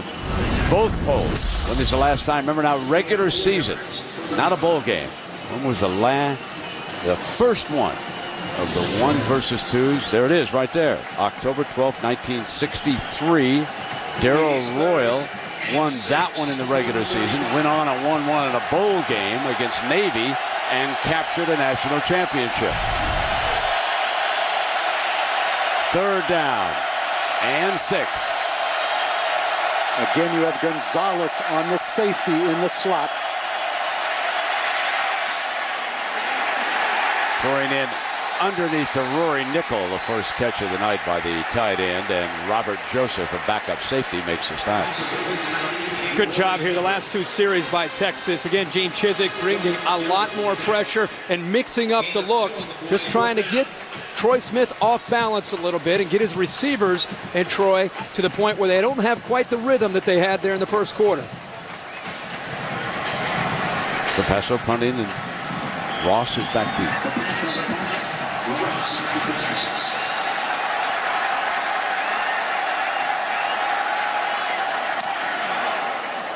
Boy, he's got a big leg, doesn't he? At the 22-yard line. And let's check in now with Matt Weiner on a in-game Sports Center report. Matt. All right, Brent, Florida State has stormed back to take the lead against Troy after an interception. Joe Surratt, the fullback, from 4 yards out. The Seminoles still only have 48 yards rushing in this game, but they do lead Troy by a touchdown inside 2 minutes. I'll tell you what, fear of embarrassment sometimes is the greatest motivator, and I think that's the Seminoles right there. And Troy might have gotten a little nervous there, thinking about what they were about to do.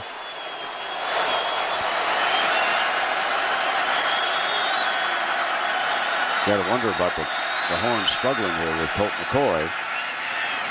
There he completed a pass to Swede, short of his first down marker. And tonight's area of coverage brought to you by Outback Steakhouse as you look down on our sold-out scene here.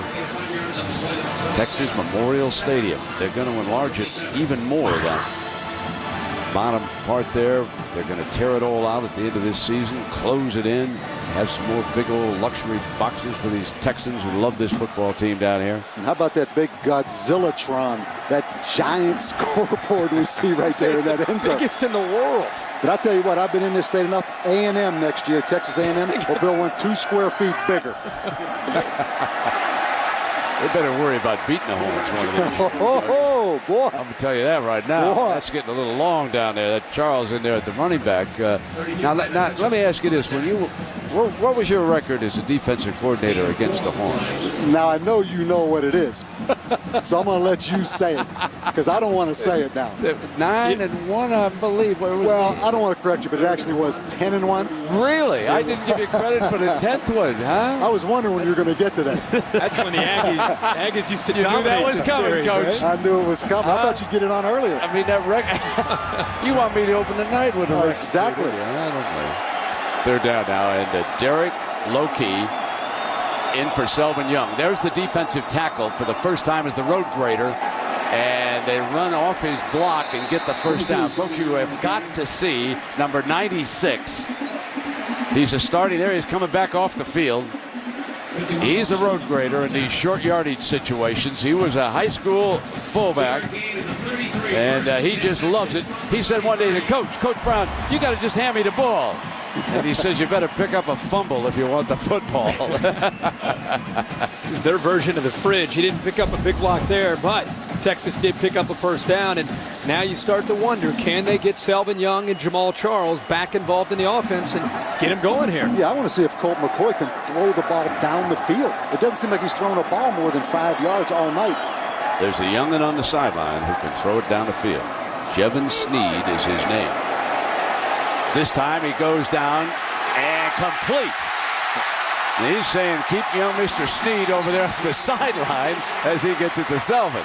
Well, that's what Bob Davie just called for, and that time they protected off of the play action. But what I like to see is the ball is thrown up in the air, and it's a great job of adjusting back to the football by Selvin Young. The ball is underthrown, but Selvin Young, as a running back, running a wheel route that right down the sideline, recognized the ball was underthrown, came back against Ohio State's top cover corner, Malcolm Jenkins, and made a nice play. Charles in after the 29-yard gain. Remember, the Horns at one time in this game had a 1st and goal from the 7 and turned it over. Spinning, battling his way across the 35-yard line. Well, the timing of the pass downfield was perfect to try to just mix it up and to slow down the pressure from Ohio State's defense. Ohio State has an aggressive defense. Their whole plan tonight was to try to get into the head of Colt McCoy, making his first start in this big a game. They wanted to try to confuse him, see if they could rattle him with a variety of looks. And anytime he can get a big completion like that to slow them down, that's going to help them run the football again. Second down, keeping it on the ground. Across the 30-yard line, but short of the first down. Stopped by Laurinaitis, who's had a big game defensively for the Buckeyes. Number 33 forced the turnover inside the 5-yard line. If you just joined us, Texas threatening. It was 1st and goal, then a pass interference call against Ohio State. Laurinaitis punched it out, and Donald Washington returned it down the sideline. And if Vince Young was at quarterback, I would say quarterback draw right now, but that's not Vince Young. Instead, it is Selvin Young who reaches out. And let's check in with Lisa. Well, Brent, there's some folks here tonight who think that Colt McCoy is a hero no matter what he does here tonight. The McCoys were at their lakefront home in Graham, Texas on Memorial Day when they heard screams across the lake. And it was pitch black outside. Still, Colton's dad hopped into the water and swam 300 yards to the other side. That's where they found Patina Harrington and her husband, Ken, who was having a seizure. Now, another neighbor had already called 911, so Colt ran a quarter of a mile up the hill to let paramedics know where to go. The Harringtons are here tonight. Ken is doing just fine. Patina says that Colt McCoy saved her husband's life, and I asked him about it, and he said, I didn't do anything that anyone else wouldn't have done. Brent? Yeah, real American hero story, isn't it, Lisa?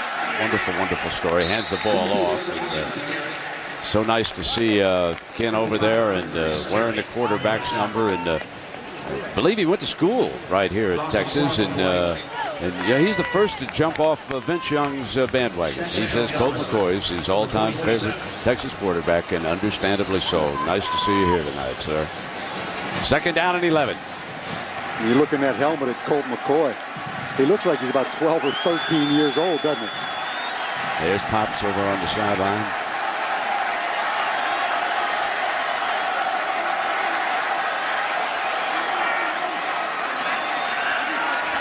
Hit on the release, Got it off in time, complete for a big-time throw under duress. Pulled in by Limas Swede. Great concentration by the quarterback there because Colt McCoy, I don't know if he realized that Curtis Terry was coming from his blind side, but he hurried just enough to get the ball off, and he threw it to a position where Limas Swede had a great body position on the corner, great throw, and a great job of just blocking out that pass rush coming towards him. And no one liked that throw any more than the Harringtons. First down and 10.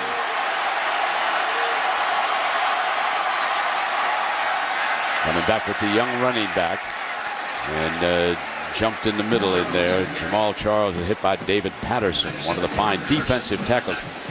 Those two defensive tackles, depending on how they do this year, Quinn Pittock and David Patterson, they'll play Sunday football. But the pros are looking to see if they, so they like to say, empty their bucket on every play, those two. And not many people would have thought Ohio State, with 9 new starters on defense, would be pitching a shutout right now with 3 minutes left in his first half. There's Laurinaitis. He's keyed it, number 33. Selvin is back as running back off to the quarterback's right. Bounces. Out of bounds. He crossed the 10-yard line. And remember, the last time that the Horns marched into the red zone, Kirk, this happened. Well, they had an opportunity early in this football game, and it was Billy Pittman making an effort, trying to extend the ball to try to pick up a first down, and James Laurinaitis jarred the ball loose with a big hit. Donald Washington picked it up and went the other way, kind of a turning point in this game. Let's see this time if Texas can capitalize now on third down, getting inside the 10-yard line. 3rd and 6 for the Horns. And at some point, Limas Swede at 6'5", up here at the top of the screen, has to enter into the mix. Hit again on the release. Incomplete. And McCoy had penalty flag thrown on this hit. It's back by the quarterback against Ohio State. Automatic first down. Jay Richardson on a little stunt coming into the inside, slips through. I think it might have been helmet to helmet that time with Jay Richardson hitting Colt McCoy. Wow. Definitely was not a late hit. It had to be helmet to helmet, if anything. I don't see that. I didn't see any helmet to helmet. I didn't see him leading with the helmet or using the helmet as a weapon. It definitely was not a late hit, roughing the quarterback. And as you know, these are not reviewable, but let's take a close look at this again. Well, that's I don't see how you can call that. That is a questionable call. I mean, at some point he has full pads on, right? It is contact on the quarterback. And you're a defensive coach, and you're right, but you made a good point. You have to lower your head and make contact with an opposing player's head to be able to have that called against you. 1st and goal. But the courage by this kid, amazing. Charles is his running back. 25, short of the end zone. Can you imagine being Colt McCoy? We talked about him growing up in this state, but think about the shoes that he's trying to fill. Vince Young, one of the best quarterbacks to ever play, not only for Texas, maybe in college football, and this is his first big test. And the number 2 team, defending national champions, playing the number 1 team in the country. Greg Davis told us that when they came out of the spring, these two quarterbacks, Jevin Sneed and he, were dead even. When they came back in the fall, every coach knew it was McCoy's job. That's how familiar he was with the offense. Being a coach's son helped him tremendously understand the offense. Rolls pocket right, backside throws, got it, touchdown Texas. Colt McCoy hits Billy Pittman, and they're an extra point away from a tie. A 13-play drive. Redshirt freshman Colt McCoy.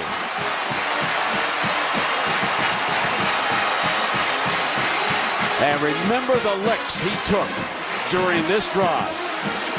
Boy, a 13-play drive here. Very, very important for Texas before we get to halftime to get some momentum created. And how about Billy Pittman? Made the fumble at the other end of the field, comes back and has a touchdown opportunity for the Longhorns. And it goes back to one thing as Johnson ties it with the extra point. Let us not forget that personal foul penalty was it helmet to helmet. Is that why the referee called it and gave them a first down, and the Horns take advantage of it?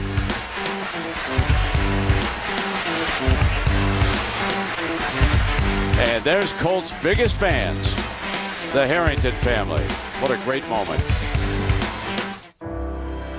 If there were a store in your town called Peace of Mind, would you pay it a visit? Across America, in towns big and small, there is such a place. New York Life. It starts with our values of financial strength, integrity, and humanity, and continues with our agents. So look for us in your town. You may already know our people, and we are confident that peace of mind is why New York Life is the company you keep.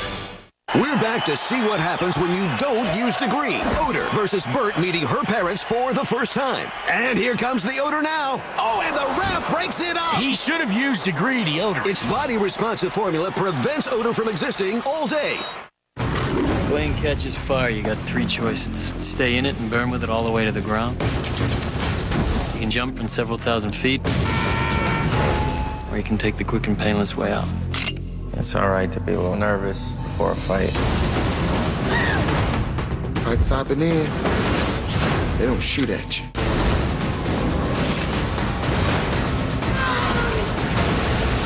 Flyboys, rated PG-13. Only in theaters September 22nd.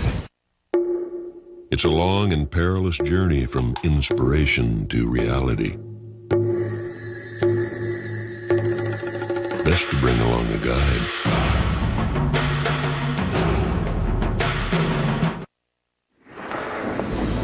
I'm Matt Weiner back in New York. Here's our vote for the Pontiac game-changing performance of the day. Florida State struggling with Troy, but Geno Haynes with the big pick there. To vote for your Pontiac game-changing performance, just log on to ESPN.com, keyword Pontiac. Jimmy Haycock, fine co-defensive coordinator, working his troops over there on the sideline after they came off the field. As Colt McCoy and the Horns drive in to tie this just inside of 2 minutes. Ted Ginn back deep. They kick it away from him. Picked up by Gonzalez. And he is down short of the 35-yard line with 1:45 left on it.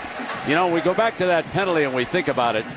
It is an automatic penalty on helmet to helmet. I want you two to watch this carefully and tell me if it's helmet to helmet. I say yes. I think it's helmet to helmet by the technicality of the rule. But if I'm coaching right now, Jay Richardson, I don't know what else I tell him to do as a defensive coach. How would you coach that? How would you coach him to do anything differently there? I wouldn't. Okay. We know where you stand. First down and 10 for Troy Smith. Under pressure, bounces away beautifully. And steps out of bounds at the 37-yard line. The bottom line is Texas had the opportunity after they caught the break, and they capitalized. Colt McCoy coming of age right in front of our eyes. 4 for 4 on that 13-play drive, giving Texas a very, very important touchdown here to get the crowd back into the game and to get his confidence up, feeling as if Texas can do some things on offense with him throwing the football. Very much in charge. Troy Smith with the wristband.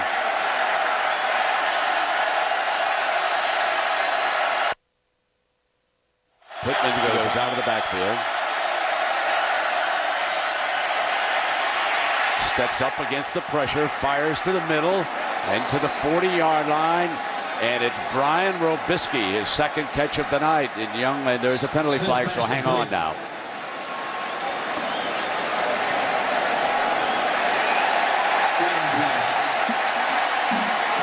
So another big blow against the Buckeyes. If I'm Gene Chizik and I'm trying to stop Jim Tressel.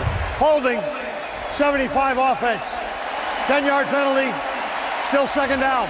That's Alex Boone. They're going to have to make some adjustments at halftime because it's become very obvious Ohio State trying to attack, not necessarily with Teddy Ginn against Aaron Ross. They're still taking their shots there, but it's not only Anthony Gonzalez, It's Brian Hartline. It's Brian Robisky. They're going to the second, third, and fourth receivers with matchups to their advantage against safeties and against the younger corners. Here is the statistic of the first half, ladies and gentlemen. 5 penalties against the Buckeyes, none against the Longhorns. And you can look at that both ways here. Second down and 17. Ray Small, the freshman. Bust right here. Complete. Gonzalez to the 40. And that is about 4 yards short of the first down. Ohio State with all 3 timeouts remaining. Little surprised they don't use a timeout right now and just settle down on a key 3rd and 4. Texas is confused. That time a complete bust in their coverage to give them a shot here at 3rd down. And Ginn gives them a first down, working against Ross. Very, very dangerous to leave a corner, even as talented as Aaron Ross, by himself when the Ohio State offense is in hurry up, because if Teddy Ginn were able to slip just one tackle, he's going 50 yards for a touchdown. Timeout has been called. So the Buckeyes use a timeout. So we look at this game and how it has unfolded, and a very low-scoring first half. We've got 28 seconds remaining, a touchdown apiece. The Horns were turned away, Kirk and Bob, early by that fumble when Laurinaitis punched it out. But what's your feeling here about what we've seen? Well, I think what happens here for Ohio State is very, very important for both sides. I thought Texas gained some momentum by finally being able to sustain a drive and put it into the end zone to tie the game. It got the stadium alive. It got the crowd more involved. And I think it created some confidence here for Texas that they needed before they got to halftime. But they've got to stop Ohio State here. Yeah, and I look at it, it's a 7-7 game, but there's been a lot more plays, a lot more entertaining than what you think a 7-7 football game would give you. But I'll tell you what, guys, we got a big-time game here tonight now. Oh, really? I like it. I like it. His nickname is Scoop. Oh, yeah. Where did you stay this? Well, you said, where did I stay? Yeah, where'd you stay, Kirk? Were you? Huh? Somebody said you were 4 seasons. I stumbled in there. There was a mistake with the travel department, and I stumbled in with it. I want that mistake. First down and 10 now. Oh, my rascals. All right, here's Troy Smith. Firing, got it open. Gonzalez grabs another one across the 30-yard line. Great grab by number 11.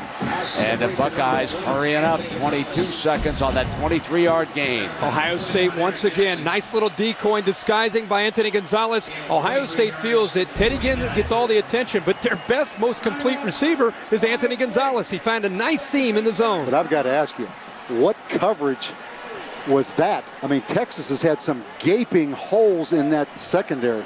I think they're confused. These last 3 or 4 plays, there's been a lot of confusion. You could see the communication with Texas in their defensive backfield where they're trying to get on the same page. And Ohio State mixing up formations, mixing up personnel. And I think that's, this time, confusing this defense. But Anthony Gonzalez has been all over the field, and he's been able to take advantage of the youth in the Texas secondary. Terrell Brown, of course, is out of this game, and it's been up to Brandon Foster and Ryan Palmer, and even the safeties here. They've not been able to stay up with number 11. And I don't think there's any question Troy Smith's go-to receiver is number 11, Anthony Gonzalez. That is his safety net right there. It was last year, Santonio Holmes. Teddy Ginn gets a lot of the attention because of his speed, and he's a great receiver. But it's a nice compliment to have Anthony Gonzalez on the other side. So here we go now, 22 seconds. Buckeyes have 1 timeout remaining. Assistant coach Gene Chiswick's defense gets set. From the 29-yard line.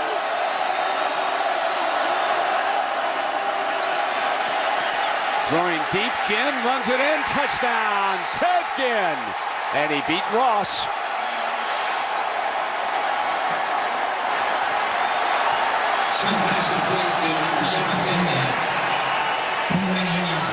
Brent, when we came over to the walkthrough, Coach, myself and you, and we had a chance with Lisa to talk to the Ohio State players. One of the things that Troy Smith told me was he has a lot more freedom at the line of scrimmage to make a check.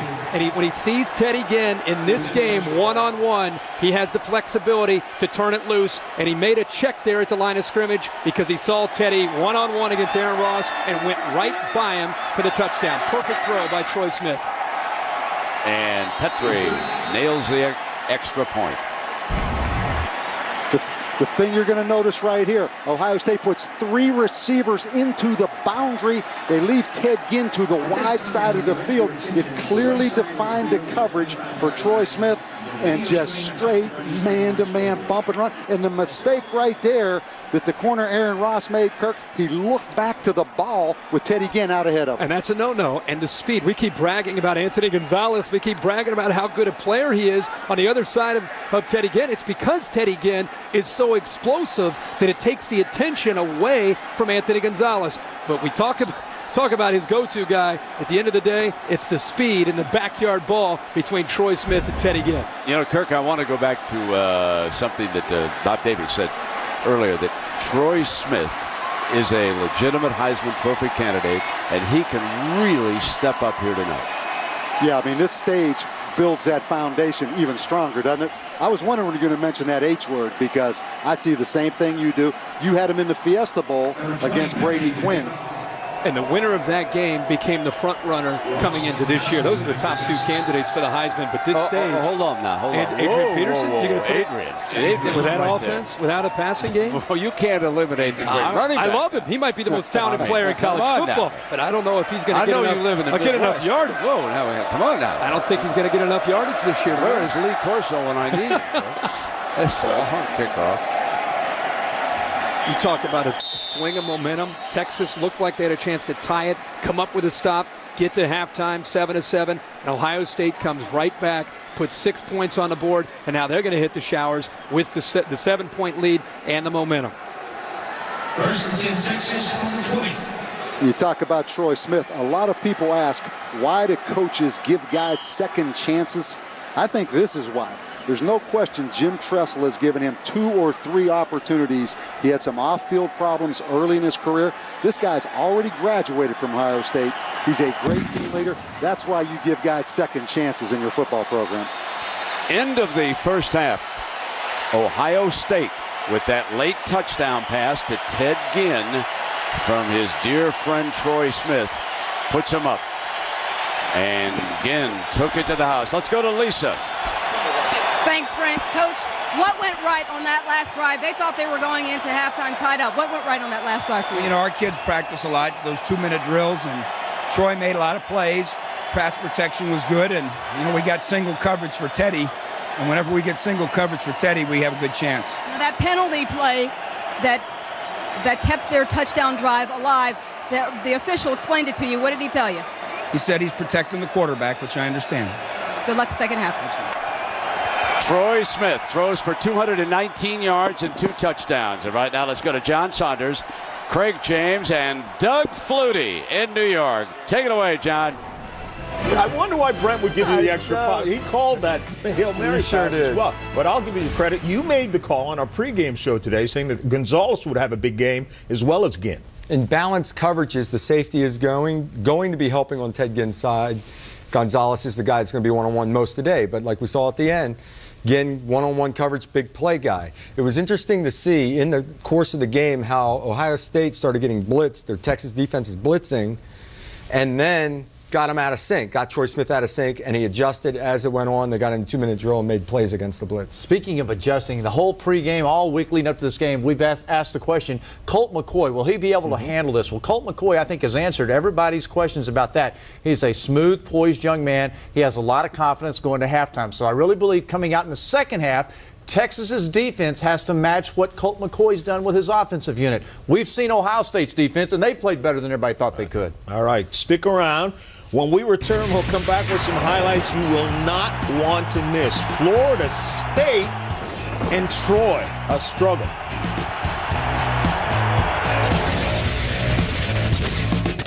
You're watching ESPN College Football on ABC.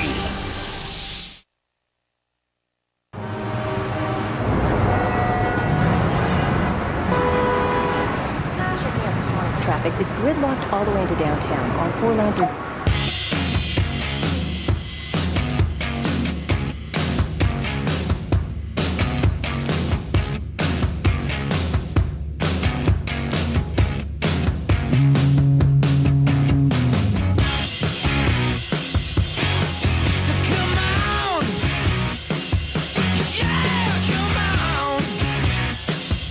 A new level of strength, a new level of quality.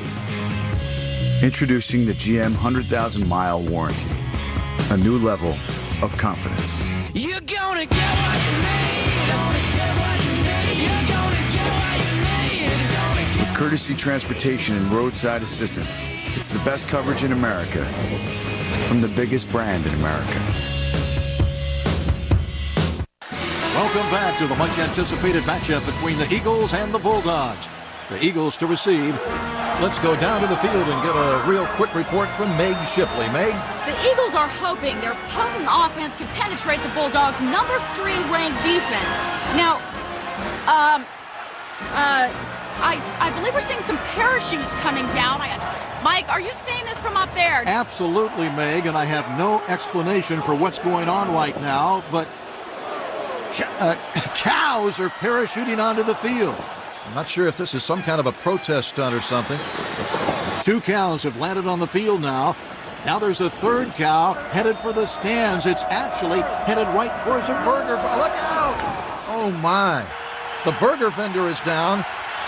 That's going on the highlight reel. Try our new hand-spun milkshakes in vanilla, chocolate, strawberry, and cookies and cream.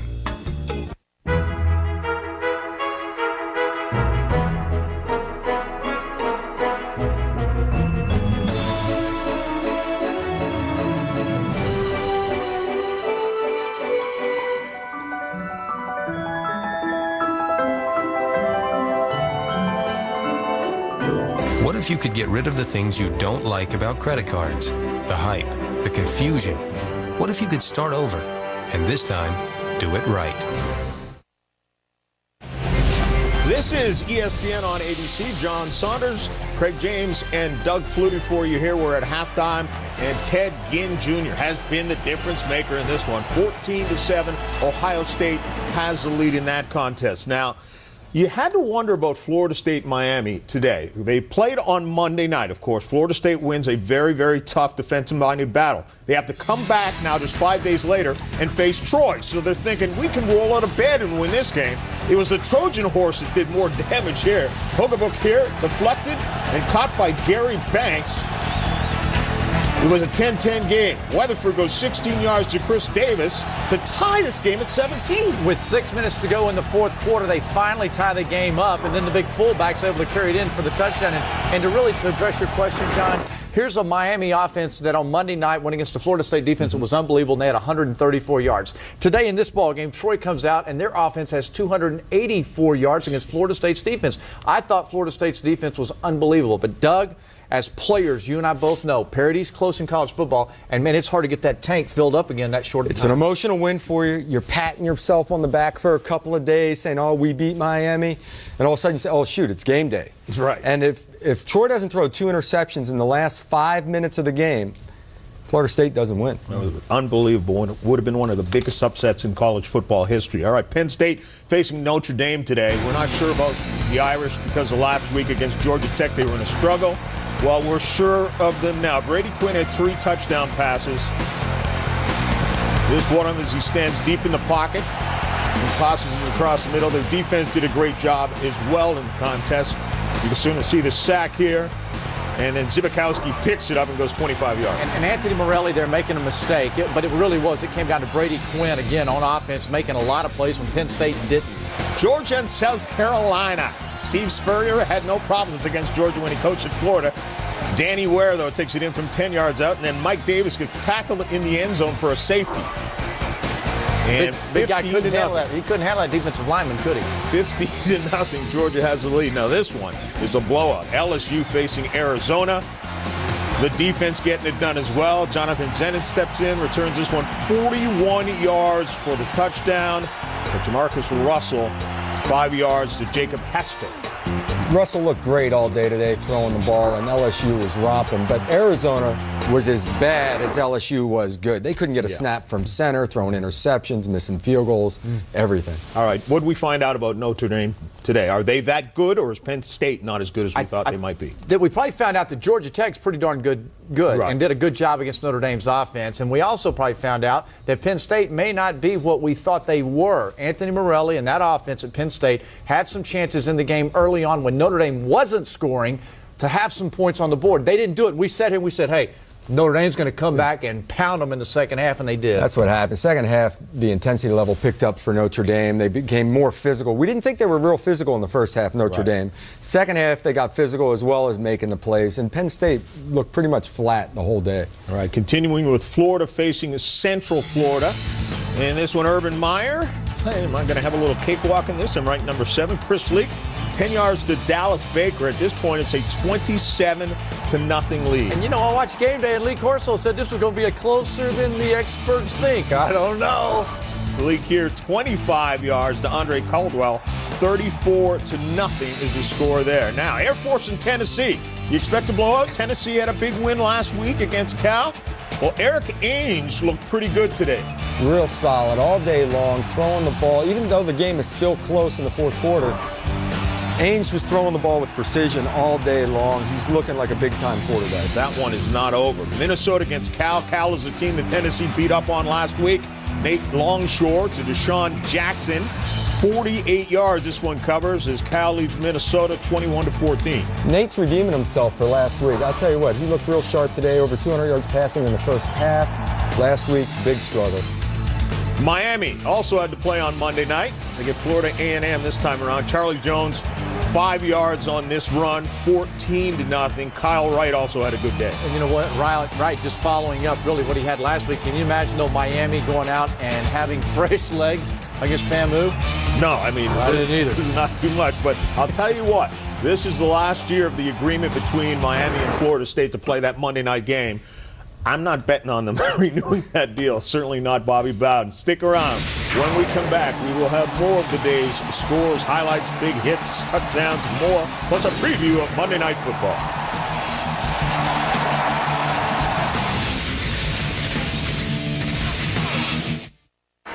Now, time to go back to our ESPNU City College Vault. Last season, Texas traveled to Ohio State for their first ever meeting with the Buckeyes. After their defense kept it close in the second half, Vince Young connected with Limas Swede with just over 2 minutes remaining to take the lead. The Longhorn defense preserved the victory when Brian Robeson recovered a Justin Swick fumble late in the game.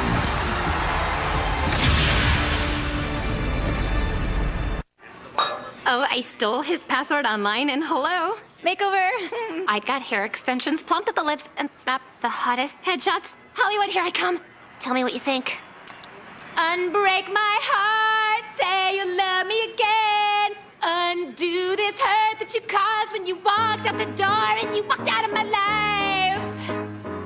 Citi Identity Theft Solutions. Talk to a real person to help get your life back. Free when you get a Citi credit card or Citibank account.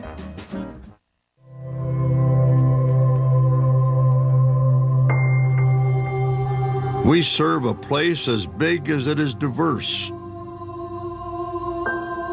Maybe that's why we're so single-minded in our purpose, to help transform individuals into the thinkers, dreamers, and leaders of tomorrow. We're Texas. What starts here changes the world. The game face. Everyone is different. Some are powerful, some are focused, and some are calm in any situation. Big 12 athletes never lose their game faces. They travel with them throughout their lives. You see them on doctors performing surgery, lawyers presenting arguments, and on scientists making discoveries. The game face is how champions prepare for a challenge, no matter the arena.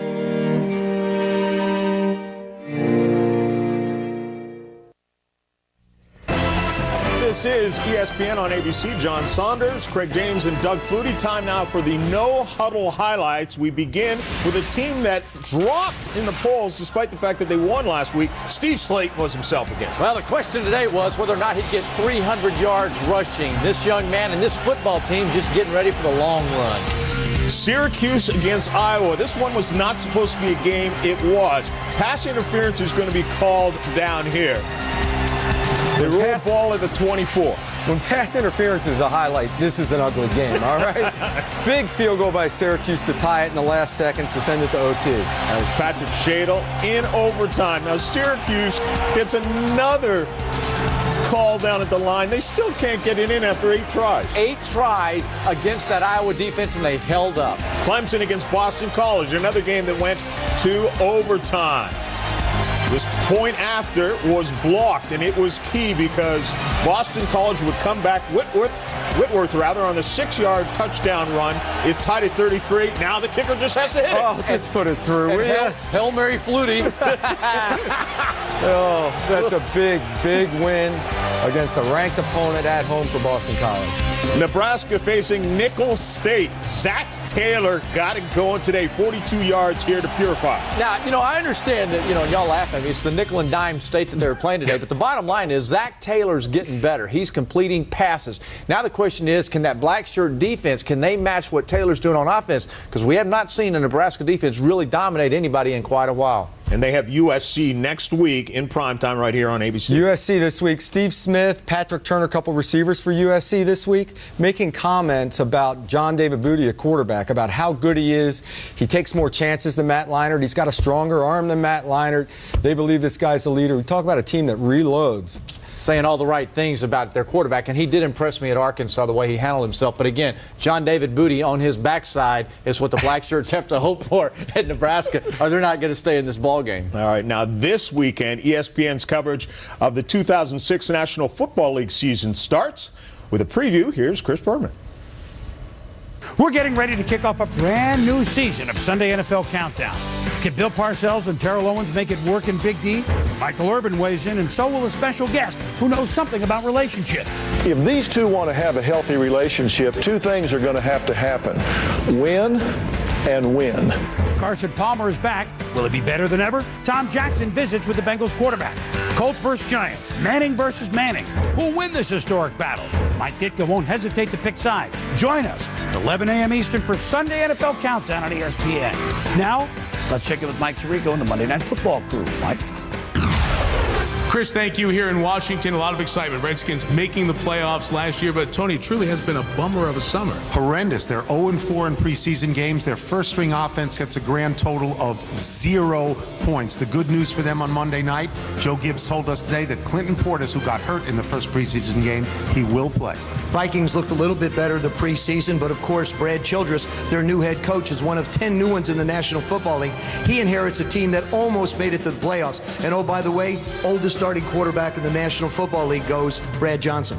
That's game 1 of our doubleheader. Game 2 will be in Oakland as LaDainian Tomlinson and the Chargers take on Randy Moss and the Raiders. Monday Night Football season premiere doubleheader Monday at 7 Eastern on ESPN. Mike, thanks a lot. This is ESPN on ABC.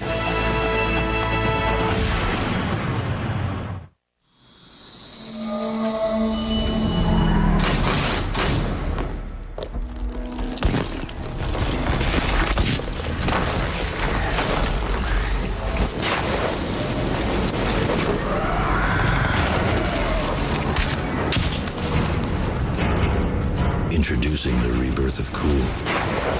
Gatorade Rain. Start crisp, finish clean. Stay cool in the heat. Gatorade Rain.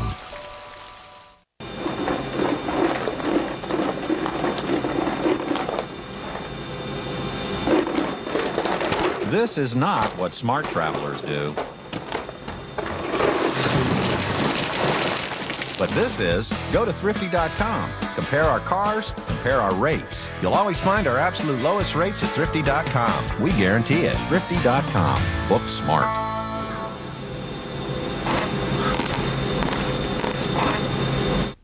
Joey Lawrence, Mario Lopez. It's the battle of the Hollywood heartthrobs, and there's only one word to describe it. Whoa!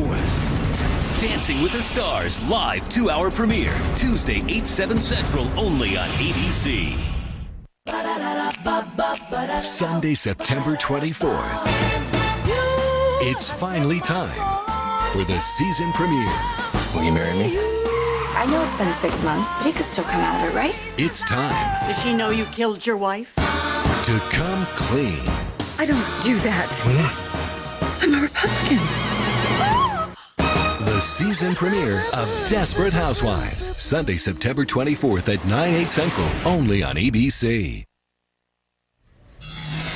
Air Force at Tennessee coming down, looking like they're going to tie the game. Ryan Williams goes in 31-30, but 2-point conversion with 1:35 left. Chad Hall is stopped, and that's where it remains now, 31-30. Time now to go back to Austin and rejoin Chris Fowler and Lee Corso.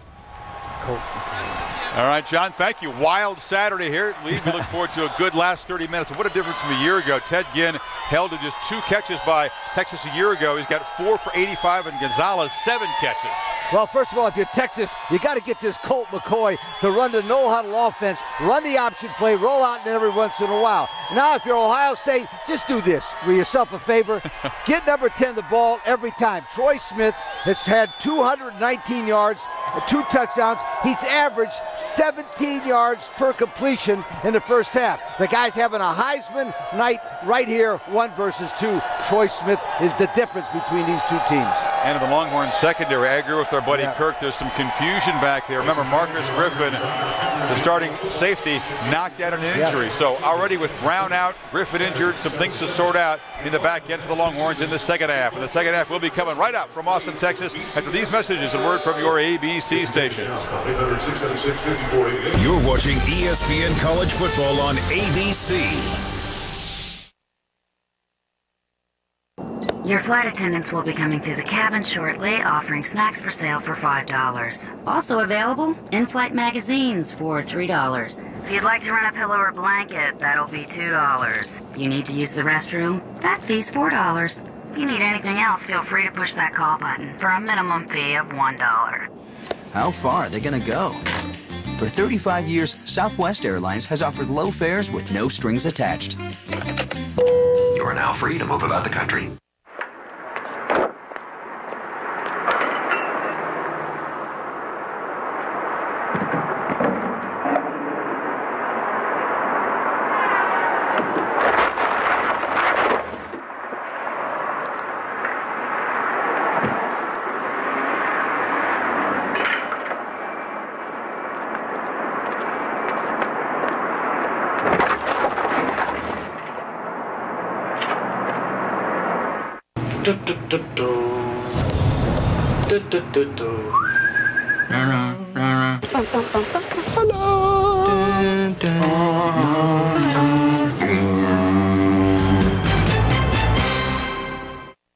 Don't try to be a hero, man. This will all be over in 5 minutes. The best new show of the season is on ABC. 52 hours The ago. 9 remaining hostages. The 9 premieres Wednesday, October 4th after the season premiere of Lost, only on ABC. Must be about 2:30. Cheryl's using correction fluid to do a French manicure. Brandon's got himself another tosicle. And Adam will be attacked by killer bees in 5, 4, 3, 2. Looks like somebody missed snack time. Get back to your senses with a new way to snack. McDonald's Snack Wrap. Tender all-white premium chicken breast meat with lettuce, cheddar jack cheese, and ranch sauce in a soft flour tortilla. Try it for just $1.29. Nice nails, Cheryl.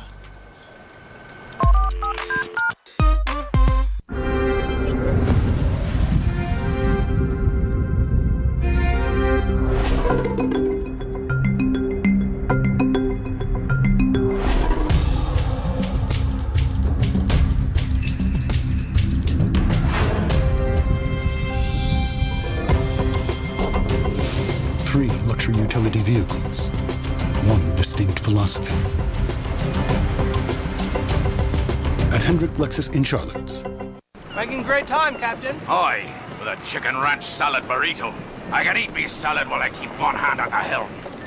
I made the cook and his salad walk the plank. Sir! Right. Taco Bell's new Chicken Ranch Salad Burrito. Marinated all-white meat chicken, crisp romaine lettuce, and a zesty avocado ranch dressing wrapped up in a flour tortilla. For the salad that lets you keep one hand on the wheel, think outside the bun. If it will stay dry for the Panthers tomorrow, tonight after the game. Masked gunmen come into a home and shoot the family dog. What they were after inside. Plus, Tracy has your Panthers forecast. Find out if you'll need to take an umbrella after the game.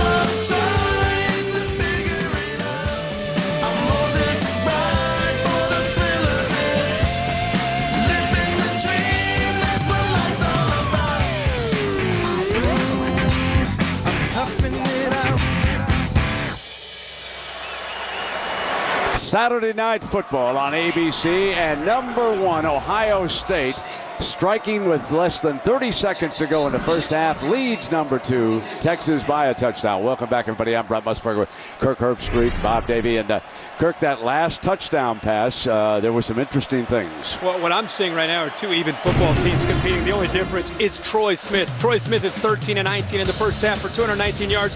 Biggest play right before the half. Recognized one-on-one coverage with Teddy Ginn, and he makes the audible at the line of scrimmage with his hand. The gesture with the hand indicates to Teddy Ginn that it's one-on-one. And what I liked is how he looked to safety Griffin off and then made the throw to the outside right where Teddy Ginn can make the catch. And how about the maturation of Teddy Ginn as a receiver? Watch this escape move right there as he beats the bump and run coverage by Aaron Ross. Last week, Troy Smith threw for 297 yards and 3 touchdowns. The first half tonight, 219 yards and 2 more touchdowns. Texas will get the ball to start against Smith and the Buckeyes. Selvin Young and Quan Cosby are back deep. Fielded on the bounce by Selvin. Down at the 20-yard line. Our pack life. First half statistics look like this. And Bob, as you look at this, what jumps out off that page to you? What jumps out at me is the problems Texas has in the secondary trying to defend the pass of Ohio State. What doesn't show up in the stats is the poise of Troy Smith. We saw in this matchup a year ago Vince Young take his team into Columbus and play with such great poise. And now, a year later, we're seeing in the first half very similar attitude from the Ohio State quarterback. From behind Colt McCoy, he has quarterbacked the entire game. Number 12, his second start. Hands it off to the running back, Charles. And let's check in with Lisa. What did Coach Mack Brown have to say? Well, Brent, Mack Brown told me that he told his kids at halftime to keep your confidence. He said, look, guys, we came from behind last year at the Horseshoe. We came from behind at the Rose Bowl. You just got to stay in this and try to tie the game up in the first 5 minutes of the second half. I also asked him when he told us yesterday that he would not challenge anything until the fourth quarter, why he challenged that fumble in the first quarter. And he said, one of my kids said it was a bad call. It didn't come up on the replay. I wanted to keep my challenge, but it was such a critical time of the game that I thought I had to use it. It was a mistake. All right, thank you, Lisa. Handoff on the play, and again, first down. Strong run by Charles to the 31-yard line. You know, as I watch this football game, we really haven't seen Jamal Charles, number 25, explode yet. But keep in mind, he is a 10-100 meters. I'm going to make a strong statement. I think the 2 fastest football players in the country on the field tonight with Ted Ginn and Jamal Charles. If they're not too tired, can we maybe talk them into 100 yards after the ball game tonight? That would be, this whole stadium would stay and watch that.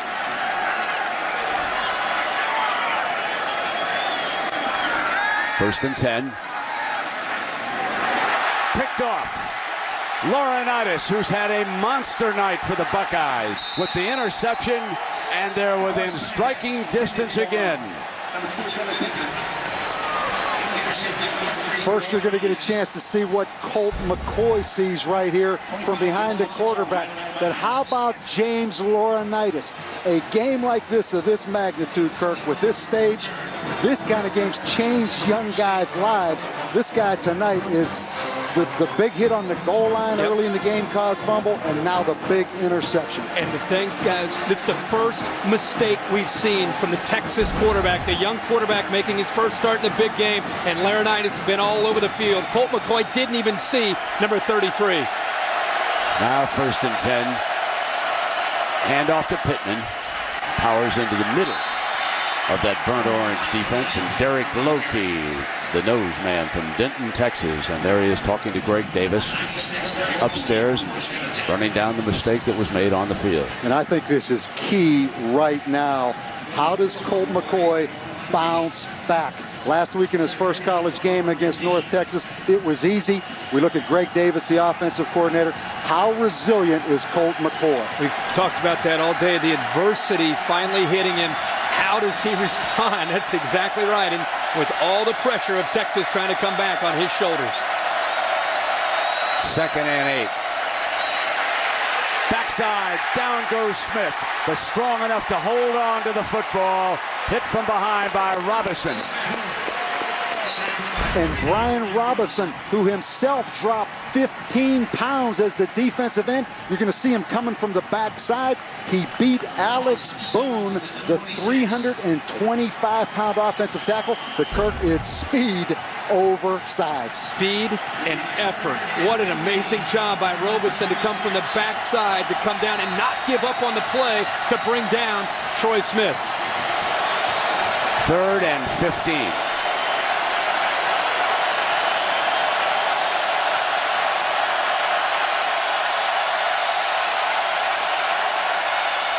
They're going to run for it with Pittman.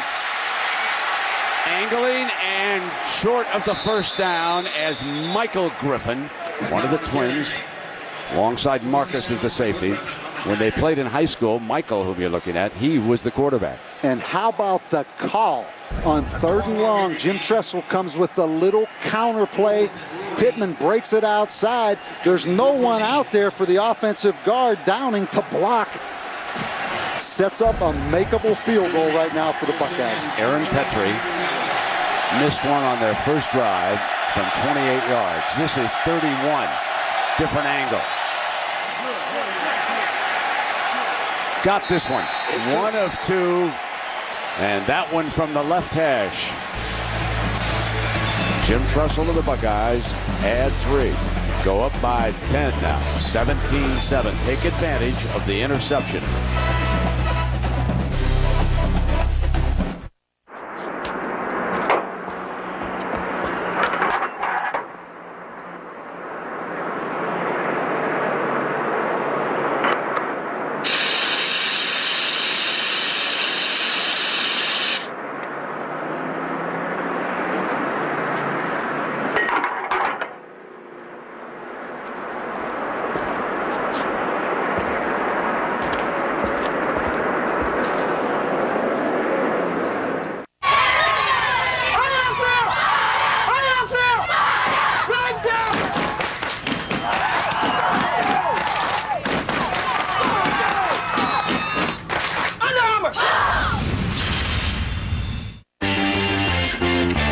The 23 flavors in every Dr. Pepper add up to so much taste. 23 is always on the tip of your tongue. So at the end of the 23rd quarter, it's all tied up 23-23. We'll be back after a brief 23-second timeout. Thanks, guys. Dr. Pepper and ESPN are giving you a chance to throw for $1 million. Go to ESPN.com, keyword Pepper to enter. Because with 23 flavors in every Dr. Pepper, there's always more to it.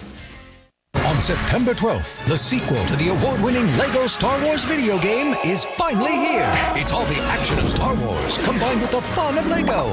LEGO Star Wars 2, the original trilogy video game. In stores September 12th. Rated everyone 10 and up. Thank you, I love your curls.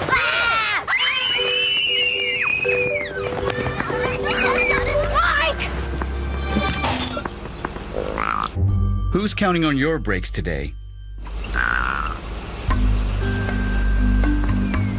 Your brakes are too important to trust to just anyone. That's why you should come to Midas now. At Midas, brake pads or shoes are just $89.95 per axle installed. Be safe. Trust the Midas touch. 4 teams, 2 coasts, 1 memorable Monday night. Joe Gibbs and Washington begin their championship run against former Redskin Brad Johnson and the Vikings. Then Chargers starlet Damian Tomlinson visits Randy Moss and the Raiders. Vikings, Redskins, Chargers, Raiders, starting at 7 Eastern, a doubleheader season premiere of ESPN's Monday Night Football. And this ESPN production's available on ABC HD, presented by Dish Network.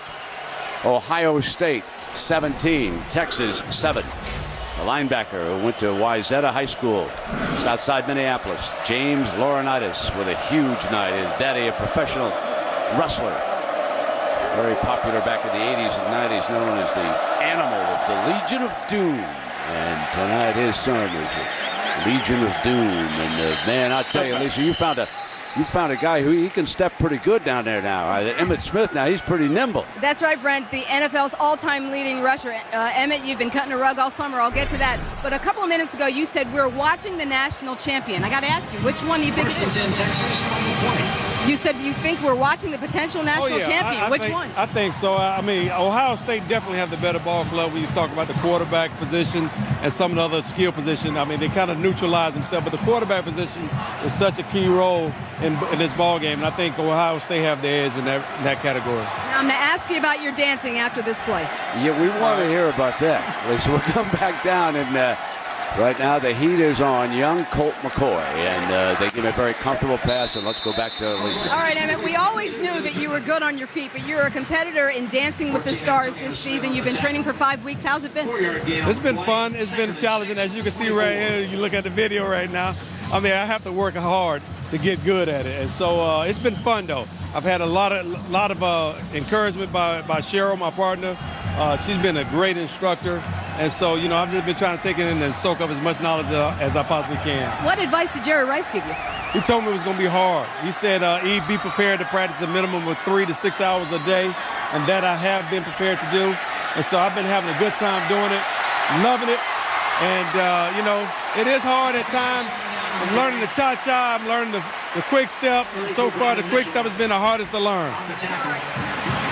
Can you show us something, Emmitt? You got anything for me? No. Can you show me a step, anything? No, I'm reserving all my steps for Tuesday night when I need America to call in and vote for me and Cheryl. So now, you never danced when you scored a touchdown, so where'd you get this ability from? I've always had it. It's just that in my sport, it wasn't necessary. This is a dancing event, so it's every bit of necessary and it's every bit of required. So thank you very much, Emmitt. Good luck, Brent. Oh, I thought maybe Emmitt wanted to go on for another minute with that promo. Lateral off to, I thought maybe, I hate to interrupt you, Emmitt, there's a football game breaking out. Selvin, he picked up 17 yards on that, and so let me just remind you that Emmitt will be Dancing with the Stars, and that's live Tuesday at 8, 7 Central, only on ABC. Big shoot to fill there. Jerry Rice performance. Second down at 11. Whatever you say.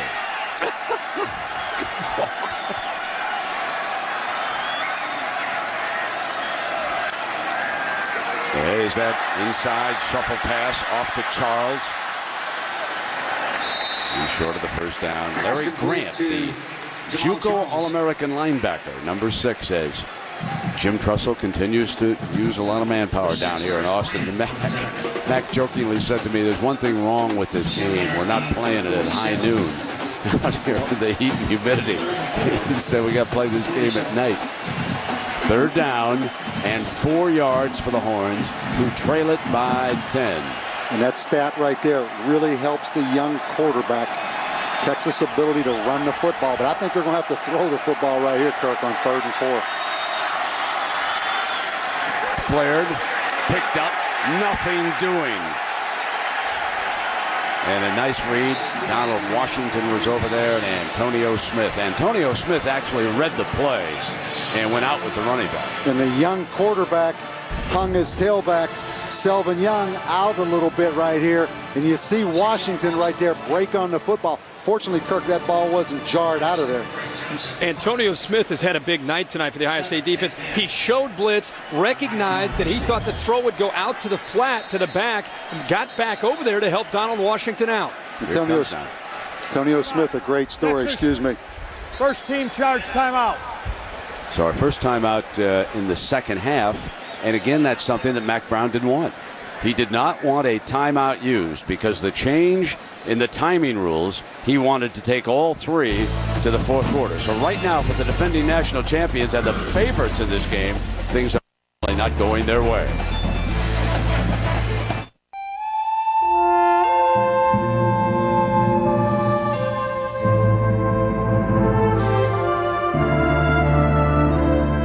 When Susie and I retire, we'll be taking trips like this whenever we want. It's a good thing we've been planning. At Pacific Life, giving you the right tools to help you meet your financial goals is what we're all about. As you look to the future, look to Pacific Life. Ask your financial professional about Pacific Life, the power to help you succeed. You might have to decide who lives and dies out there. Expect the unexpected. I'm a rescue swimmer at heart. Wow, I bet you practiced that all morning. I won't let go. No matter what happens out there, you stay together. Lower me down. The Guardian, rated PG-13, in theaters September 29th.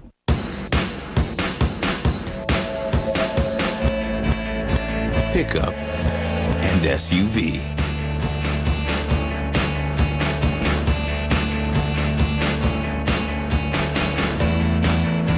Gasoline and E85 ethanol. Haul and tow. The all-new 2007 Chevy Avalanche, the most flexible vehicle out there.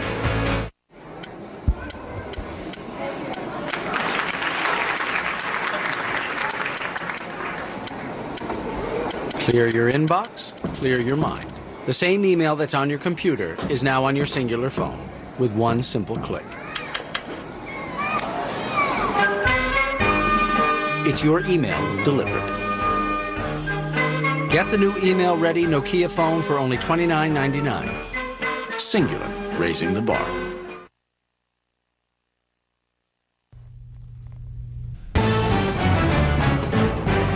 Saturday Night Football on ABC, presented by Southwest Airlines. The low fare from here to there. It's on Southwest Airlines at southwest.com.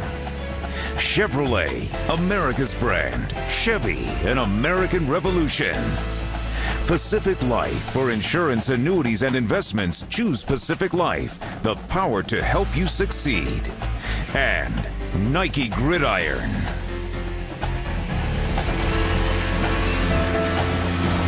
The Ohio State Buckeyes lost in the fourth quarter a year ago in Columbus, but right now here in Austin, Texas, they lead 17-7. After the timeout, Johnson and Ginn going to let this. I'll tell you, we've seen some outstanding punting on both sides here tonight. Two very, very powerful legs. Let's go to New York now and John Saunders. John. Well, Brent, it's time now for the prime time pulse. You can see Georgia right now over South Carolina. They pushed that lead to 18-0.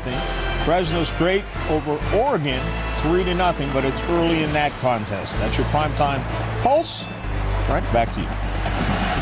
All right, John, and here at 17-7, the Buckeyes. Now, Fresno State hosting Oregon. There aren't many fellas that are willing to go in and play them in their home territory.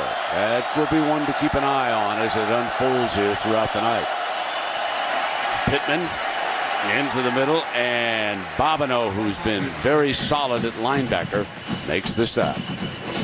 Troy Smith is starting to gain a reputation for performing well in the big games. You can see tonight he's off to a great start. You go back to think about the way he played against Michigan twice, playing against Notre Dame in the Fiesta Bowl. Coming into this game, he's played his best in the big games, completing 69% of his passes with 5 touchdown passes and 2 touchdown runs with 377 yards of total offense in those big games. He continues that trend tonight in a big one, obviously, here in Austin. 2nd and 8. Pittman for the first down. A powerful running play. Now, Troy Smith, let's go back to a year ago because Justin Zwick drew the start in Columbus. And there are many, many fans around the Midwest who believe that if number 10 had been the starting quarterback that night and had played every snap, that they would have won the game. Now, Smith himself points out, not so fast, my friends, because it was Zwick who threw the pass that the tight end dropped. And wasn't that a painful drop in the end zone? That might have been game, set, and match. Buckeyes win it. But Troy Smith has matured as an individual, off the field as well as on. He was at the Elite 11 quarterback camp in California, and he made a tremendous impression on the youngsters out there. He stood in front of them and said, look, I made a mistake, and I paid for it. I took money when I shouldn't have. I want you fellas to listen now to somebody who went the wrong way, and don't you make that same mistake. It was a powerful, powerful speech, and I cannot tell you how impressive Troy Smith has become off the field around Columbus. When you go talk to him and you look back to the days, and you give Jim Tressel and this coaching staff so much credit for the maturation of Troy Smith, and now Bob Davie would probably put him at the top of his Heisman ballot. I think everybody in the world would right now. I got Brent casting my vote for me right here. He'll do that now. We got a little flag time down there now. False start, 75 offense. 5-yard penalty, still second down. I think Troy Smith has been the difference in the game because of the way he's been able to spread it around. Anthony Gonzalez early, Teddy Ginn had the big play before the half, and you look at the results. But I think it's the leadership, something you can't always see, are the intangibles of a quarterback on the road, number one against number two, because he has a calming effect on the rest of the team, not just the offense, but the entire team. 2nd and 15, and this is well short of the first down. That's Brian Robisky, his third catch of the night. I'll tell you something I've really been impressed with is just the overall team speed of how Ohio State has matched up against Texas. We knew Ohio State had some individual guys that could run, Kirk, but just as a team, I thought Texas would have the speed advantage. I have not seen that tonight. Well, especially on defense. You knew with so many players returning on offense, Ohio State was pretty gifted on that side of the ball. But the way their young defense is flowing around tonight has been very impressive. 3rd and 9. Incomplete. Buckeyes will punt.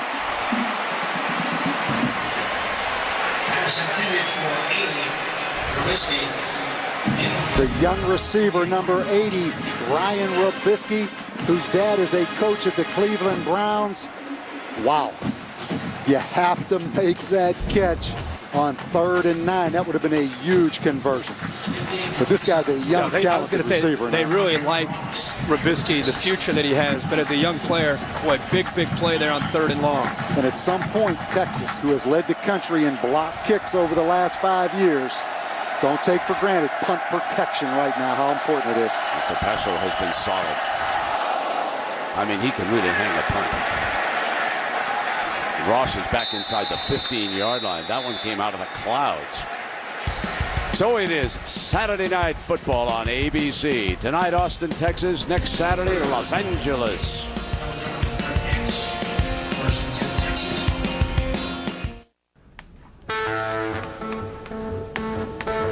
Can anyone tell me what happened to Napoleon when he tried to invade Russia?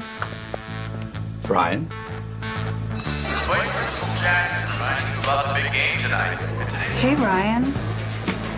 Somebody's going to get their first loss here tonight. It's not going to be us, is it? No, sir! We can take him.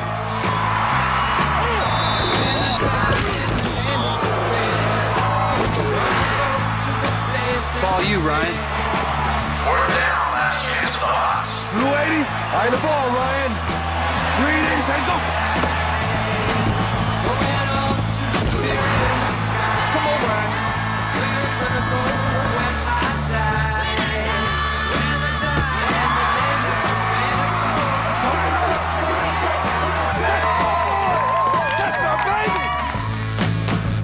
They're lazy. and a little slow. Are you staring at my breasts? I don't know. But when an underachiever, Zach's one of our box boys. I'm Amy. hey, decides to step up, She has a thing for the employee of the month. I'll win employee of the month. he can't do it alone. It's a go. Clean up on aisle 13. From the producers of Wedding Crashers, Employee of the Month. This is an 81 Honda. How dare you? Rated PG-13. In theaters everywhere October 6th. Vivica A. Fox. She's a big screen diva, but to make it on the dance floor, it's gonna take more than a little kung fu. Dancing with the Stars, live 2-hour premiere, Tuesday, 8/7 Central, only on ABC. John Saunders in New York with our SportsCenter 30 at 30 update. Congratulations to the Detroit Shock. They win their second WNBA championship in 4 years, beating Sacramento. And our good friend Swoon Cash gets a title. And Maria Sharapova wins the U.S. Open and claims her second major title. Brent, back to you. Pretty one, John. That's nice. She won that. Won a Wimbledon title a few years ago. Good for her. 4-5, 17-7. Bob Davey, Kirk Herbstreit, Lisa Salters. I'm Brent Musburger. Nice to have you along now. 1 versus 2, and number 2 with the lead here. I should say number 1 with the lead, 17-7. Texas was number 1 after they won it all. Rose Bowl. Charles, the running back, staying alive. Powerful run. For those of you who may have just joined us, there were 2 very key defensive plays turned in by Laurinaitis, Coach Davey. And Brent, this first one, as Texas is pounding on the goal line, was just a great effort play. This is the first play of the second half on offense for Texas. James Laurinaitis steps in front and gets the interception.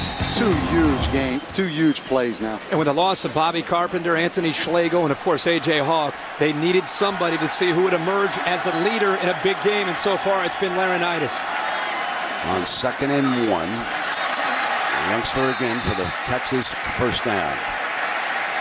They move the chains, and the one thing that Texas has not been able to do tonight, finish what they started. Only their one long scoring drive behind Colt McCoy. Otherwise, they have struggled. And you think back a year ago of just putting the ball in Vince Young's hands when it's a 17-7 game and you're down. Kind of uncharted waters right now for this offense. First down and 10 for McCoy. Runs over to the right to buy time.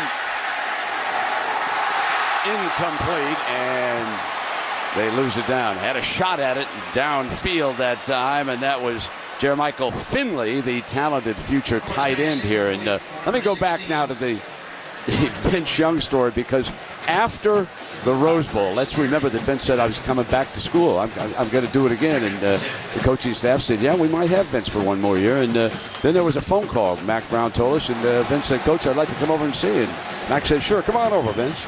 And Mac said, I looked out the front door and I saw the white limo pull up and the door open, and I knew he was gone. That was it. You think Mac's heart sunk a little bit when he saw that limo pull up? The limo, that's trouble. 2nd and 10.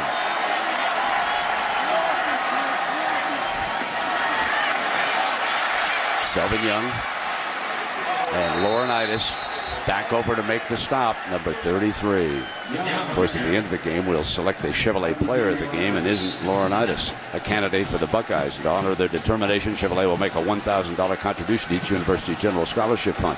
Laurinaitis and Troy Smith are having a pretty good internal battle for the Buckeye Award here tonight. Brent, Bob and I were talking at the break. Where is Lima Swede gone? They have not tried to get their most talented wide receiver the football. Maybe here on 3rd down, they try to look for him isolated against an Ohio State corner.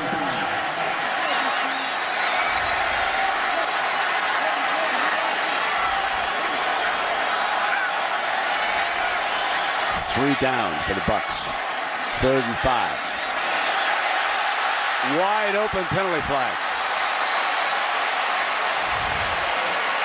Penalty flag thrown by the linesman. Coming back. Things have not gone right for the defending national champions here tonight. And what makes it really difficult, it's going to put him in about a 3rd and 15 situation.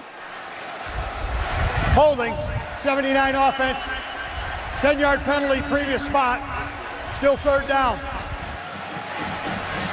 Big Tony Hills, the only new starter on the offensive line for Texas, was a tight end. Right there, he grabs the jersey of number 1, Marcus Freeman.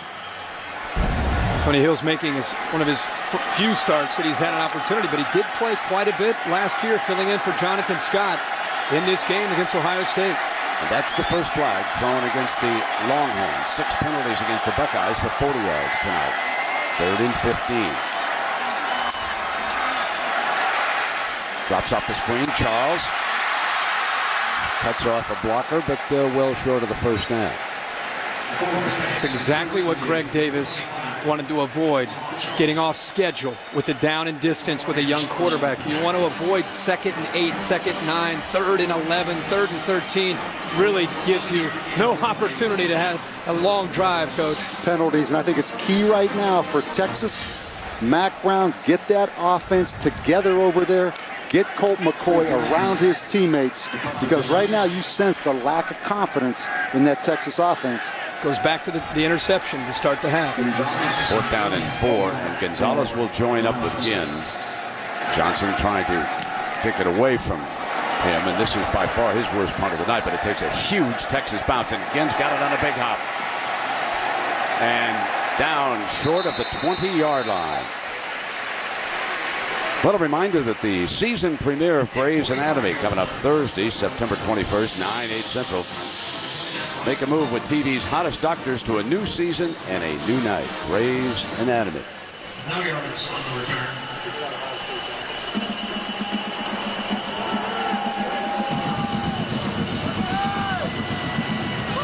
Part of our sellout crowd. There's upwards of 20-some thousand fans who came down here from the state of Ohio. Some of them are over at the Irwin Center. They bought out the basketball arena over there, and I'm sure they're excited watching this game on the big screen over there. But there have been some huge cheers, and Troy Smith has led the Buckeyes to the lead, and now Maurice Wells.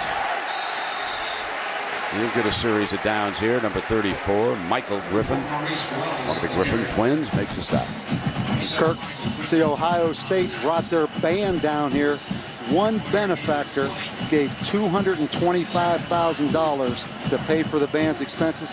That was really nice of you to do. Oh, man. That band really appreciates. I'll tell you what, in Columbus, there's Woody Hayes, there's Archie Griffin, and there's the best damn band in the land, and that's about the pecking order right there.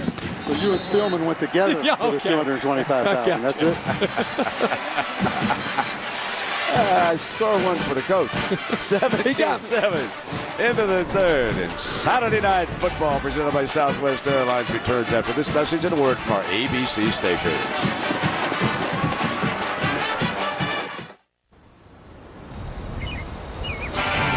The 2007 Chevy Tahoe.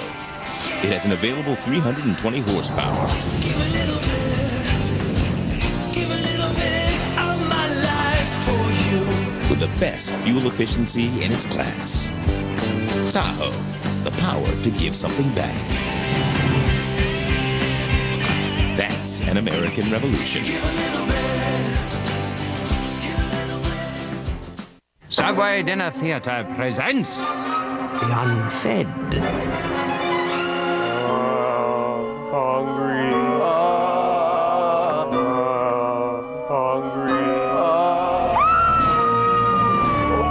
I smell a blockbuster. And for dinner, Subway restaurants. Where you can get freshly baked bread every day. And with 5 delicious types to choose from, the whole family will be happy. Subway, eat fresh. This fall, plan your escape. Lost, the brand new season premieres Wednesday, October 4th at 9, 8 Central, only on ABC.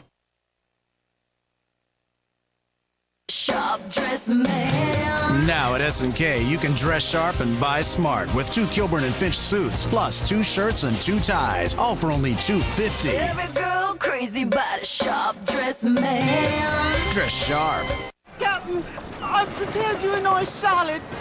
How am I to eat a salad? Sir, Taco Bell makes a chicken ranch salad. It's easy to eat anywhere. On the go, as they say. Boy, let me give ye a pat on the back. Taco Bell's new chicken ranch salad burrito. Marinated all white meat chicken, crisp romaine lettuce, and a zesty avocado ranch dressing wrapped up in a flour tortilla. For the salad that lets you keep one hand on the wheel, think outside the bun. Sharp dress man. Come see the new collection of Kilburn & Finch wool blend suits at S&K men's stores. 2 suits, 2 shirts, and 2 ties, all for $2.50. Every girl crazy about a sharp dress man. Dress sharp. At home, at work. WSOCTV.com. You're watching ESPN College Football on ABC. And tonight's area coverage brought to you by Outback Steakhouse as you look down here at Texas Memorial Stadium, Darrell Royal Field. The legendary coach in attendance here tonight, sellout crowd, and the Horns have struggled. 17-7, they trail the Buckeyes. They pulled it out a year ago in the 4th quarter in Columbus. Troy Smith incomplete, looking for Gonzalez, who's had the hot hand for the Bucks tonight. 7 catches, 122 yards, and a score for number 11. Well, the last 2 incompletions by Troy Smith were dropped passes by the wide receivers. The receivers have had a good night, but it's one-on-one again. Ohio State spreading the Texas defense and secondary all over the field. One-on-one opportunity that time by Anthony Gonzalez to make a big play. Right in his hands, he just dropped the ball. Matthew McConaughey has come down from his luxury box to the sideline and trying to whip up the Horn faithful. Must have a new role there. How about that? Beard going.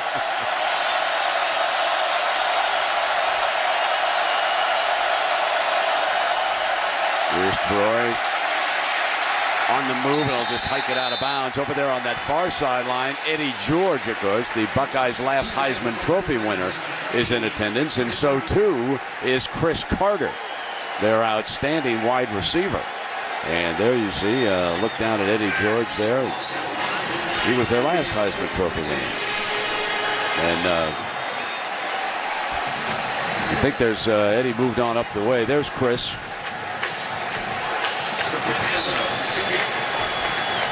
He and Eddie were together for a while.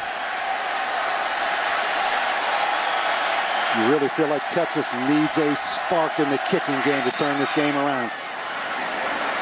Booming a punt. Fielded by Ross.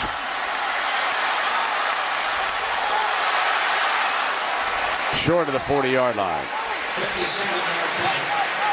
Let's take a look at the Pac Life game summary here, Kurt. Well, it's been a multiple of things, but of course it's been Troy Smith. He's been the difference in this game. Making big plays here. This is the biggest play probably right before the half, finding Teddy Ginn isolated, going to the audible, making the play, but also the defense. Laurinaitis with a big hit, one of the turnovers that Ohio State's been able to force, and they've been able to put pressure on the quarterback, Colt McCoy, this time not seeing Laurinaitis, throwing it right into his chest early in the second half for a pick. Ohio State's had the upper hand because of the experience, and their young defense has played very well against Colt McCoy. So that's your Pacific Life game summary. 14-20. And Texas needs to get something going. Middle, beautiful throw that time by McCoy. And there is Linus Swede. And I don't think he's caught one since the second quarter. That time, Texas did a nice job of protecting the quarterback, Colt McCoy, giving him time to look into the coverage. He saw one-on-one coverage, and he made a great throw for a first down for Texas. This is what they needed to start the drive. He had an open receiver underneath that he decided to pass on in Finley, gets the big throw downfield. 19 yards, comes in underneath for a short gain to Cosby. Should mention Texas going no huddle. A lot of times you see a team go to the no huddle to try to create some tempo, to get up, get to the line of scrimmage, less thinking, try to become the aggressor with the play calling. It's interesting with Texas no huddle, shotgun, there's no snap count. This is all done on a silent snap. When the ball moves, Texas moves. There's the inside handoff. Tough run by Selvin Young for the first down. And can the Horns finish this drive off and make a stand here? Very important for Greg Davis not to abandon the run. Nice balanced attack. Got a big throw by Colt McCoy downfield. Now you got to continue to mix it up and be aggressive with the play calling, but don't go away from Selvin Young and Jamal Charles and their threat of running the football.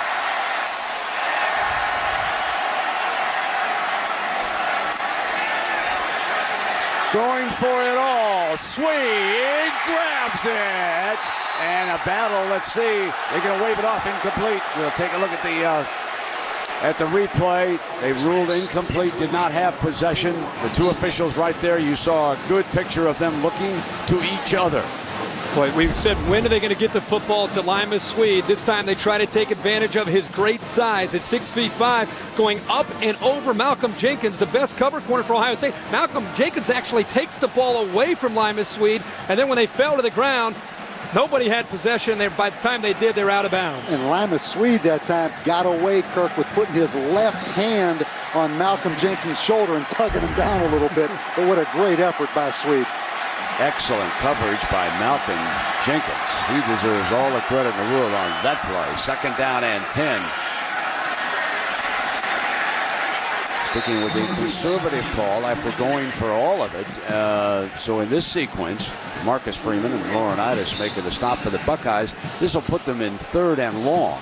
Either team having a lot of success tonight against good defenses on 3rd and 3rd down. Ohio State 2 of 9 and Texas only 2 of 7.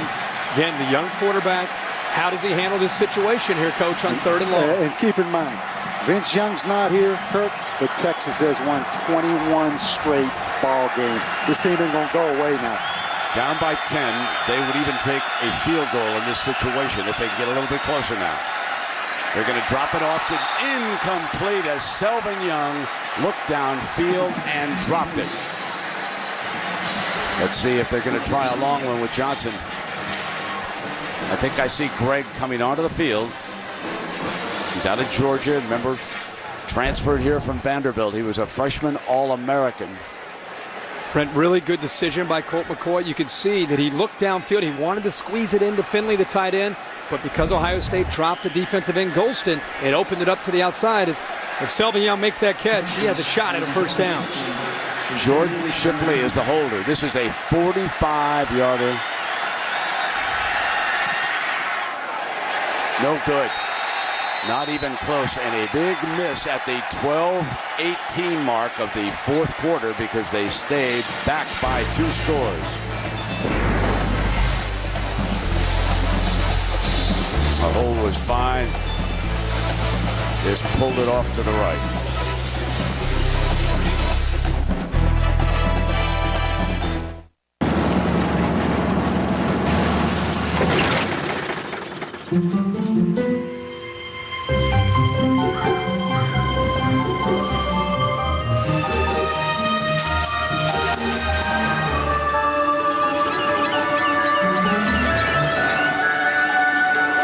The country just got smaller. Southwest has lowered fares on our long-distance flights. See how we're taking low fares farther at southwest.com. You are now free to move about the country. Now on DVD, Lost, the complete second season, the extended experience. I came back to tell you, we can take them. Run! Own the 7-disc set with over 8 hours of bonus secrets before the new season begins.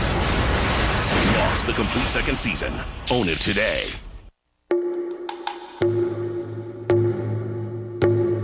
It sure looked good on paper. But who's going to help you make sure it looks good on stage?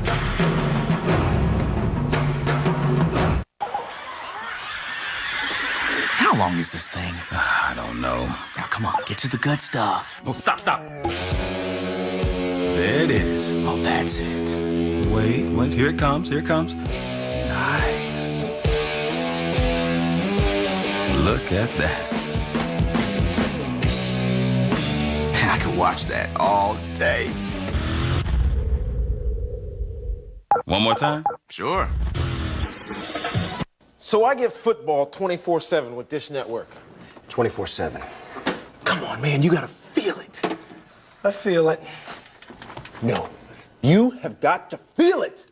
All right. You're getting games every night of the week. Okay. It's about half the price of digital cable. That's what I'm talking about. Oh, wait a minute. Let's get the lawnmower. Get football 24/7 and games every night of the week. Just $24.99 a month for 10 months. Dish Network. Better TV for all. Tuesday, the Dancing with the Stars season premiere on ABC. Singular All-America Player of the Week update. Notre Dame's Brady Quinn, 25 of 36, 287 yards, 3 touchdowns without a pick.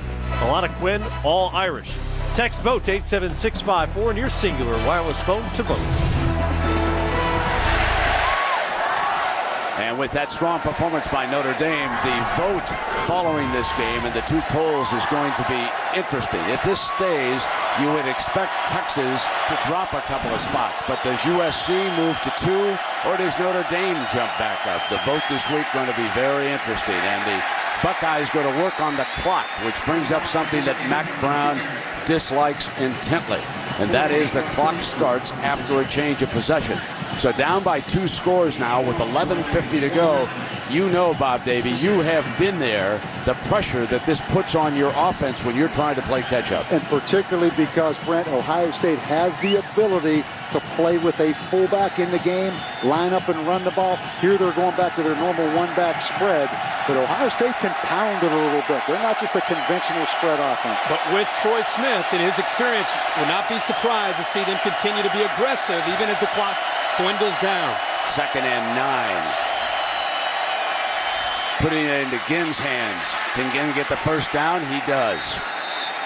First down for the Buckeyes, and a penalty flag is thrown further downfield. The 1 point that we must make here tonight, the Longhorns have missed Terrell Brown. The organization's done a great job. Number 31 on the defense, 5-yard penalty, tacked on the end of the run. The play resulted. Ross has had his hands full with Ted Ginn here tonight. Well, Ross has been isolated a lot tonight on number 7 for Ohio State. They called the incidental face mask. They're going to add 5 yards on against Texas, but you have to go back to the play call. 2nd and long. You're thinking that they may want to try to run some clock. It just shows you how much confidence they have in Troy Smith making throws and making good decisions, that they can still be aggressive and now maybe get back to running the football. The pros believe that Terrell Brown is the best corner here at Texas, even though he doesn't have blinding speed and he's missing tonight, suspended. They come back to Gonzalez over there, and Smith is moving the ball through the air. And what a senior quarterback, a guy that's been through all that Troy Smith does for you. The confidence of Jim Tressel to throw this football here. A lot of confidence. We've seen it now 2 plays in a row. But again, it's going back to Brent's point. It's Brandon Foster, the young corner who steps in for Terrell Brown. We've seen it all night, whether it's been Brandon Foster, Ryan Palmer, the Griffin brothers isolated. Ohio State's taken advantage of matchups away from Aaron Ross to try to exploit this Texas defense without Terrell Brown. And we talk a lot about Vince Young, but let's not forget Vince. Let's not forget he had help defensively. Huff is with the Raiders. Griffin's with the Vikings. And here, Pittman is just shredding that Horn defense for another 1st and 10. So there are so many key players missing from this Longhorn team. Very, very impressive drive here by Ohio State. Blocking downfield by the receivers. Tough, hard running by Antonio Pittman. But it's, again, the way they're able to mix up the play calling here late in the football game when you're expecting them to be conservative, they continue to attack. And, again, it's the confidence that they have in the quarterback, Troy Smith. And T.J. Downing, the offensive guard, a great block, Kirk, on that play.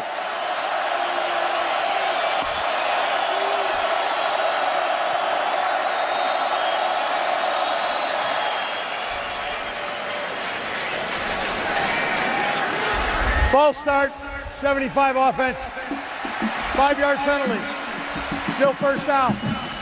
Brent, how impressive this is. When you put it in perspective, Mac Brown 44-3 at home in this stadium. He lost 2 games in 1999.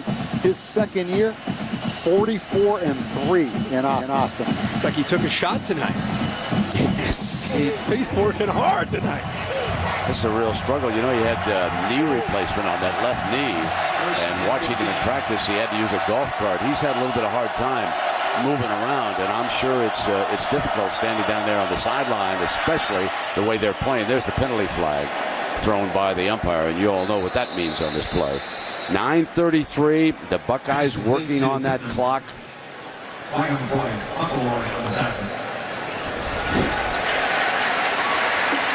Penalty obviously moves Ohio State back. Second penalty in a row.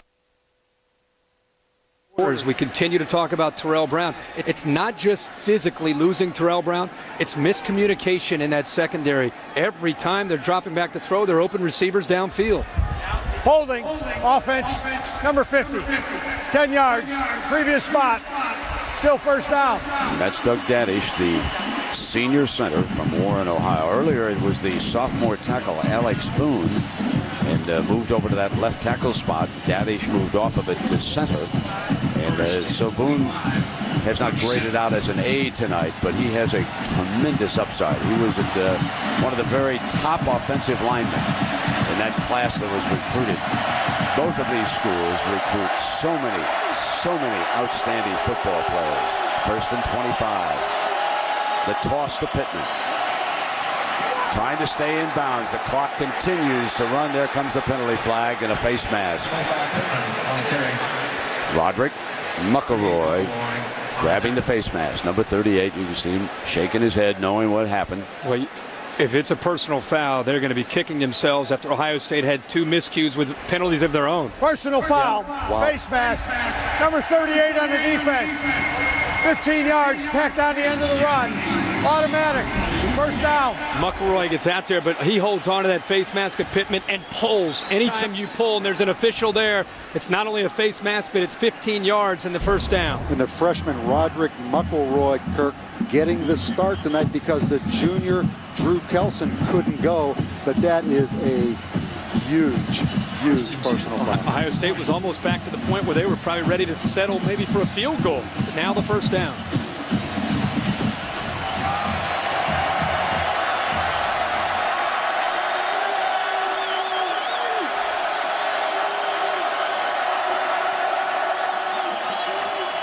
In the hands of Pittman, plowing straight ahead. Last year, of course, let me check that. That was Chris Wells, the fine freshman running back. There he is right there. So let me correct myself. Chris, the freshman from Akron, Ohio. And didn't the Akron team today do itself proud against North Carolina State? Now we see that Pittman has come onto the field and replaced him. Imagine in Akron, in a neighborhood where you have in the same area Chris Wells, Antonio Pittman, and Tyrell Sutton, all playing in the same Pee Wee League. There's some talent growing up in Akron, Ohio. Indeed, Sutton, a great runner at Northwestern. Second down and 8. Deflected, incomplete.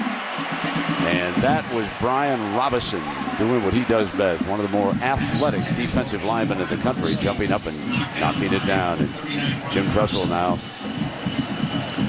the 3rd and 8, checking that playbook. And he usually is lethal in a situation like this. He knows how to use a clock. He's very conservative. And as Kirk pointed out, he's got the added advantage of a veteran quarterback. He can put up high percentage passes in this situation. Let's see what Tressel and Troy Smith come up with here.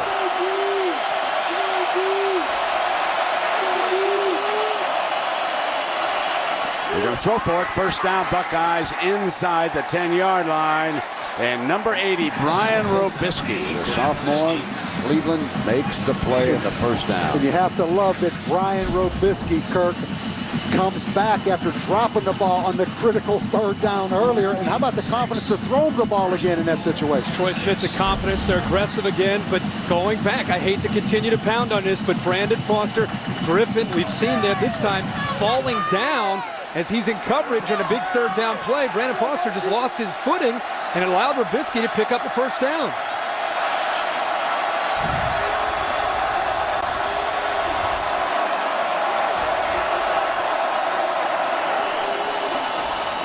Reaching a handoff and battling for the goal line. Antonio Pittman, the ball carrier. It'll be second down and goal. And you would think the way things have gone here tonight, if Tressel and the Buckeyes can score 7 here, it would be game, set, and match. Still got 7 minutes to go. Lots of things can happen. But the Texas offense has not been explosive here tonight. 9 plays, 70 yards, over 5 minutes off the clock, mixing the run with the throw. It's the advantage in college football of having a quarterback that can make good decisions and give you that trust to call any play you want. Deontay Johnson, the fullback, trying to drop the hammer. For the end zone, they want the signal. Nothing yet. Okay. Touchdown, Antonio Pittman.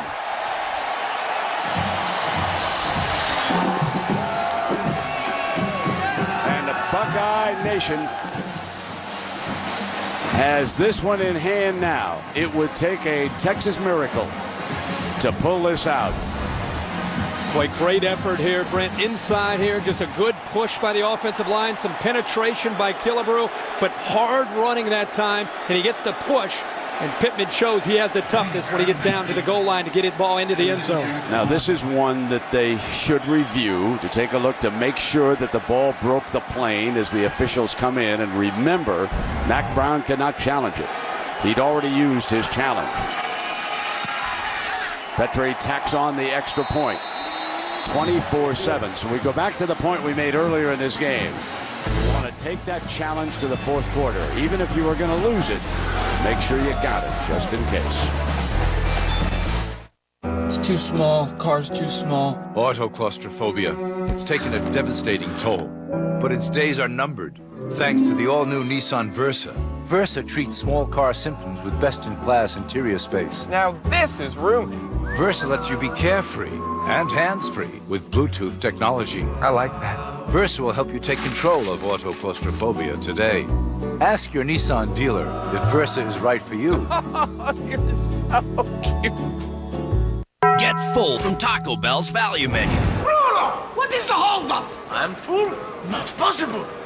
You are hungry, Bruno. 9-time competitive eating champion.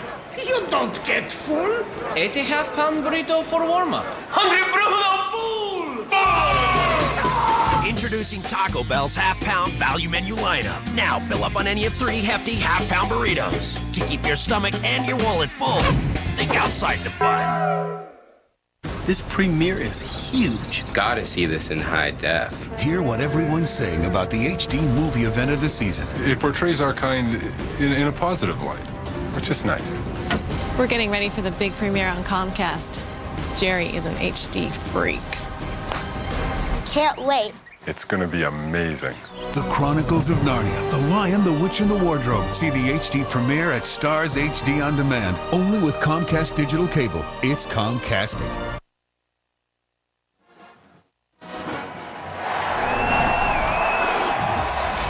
Troy Smith and the Buckeyes have this one well under control, 24-7.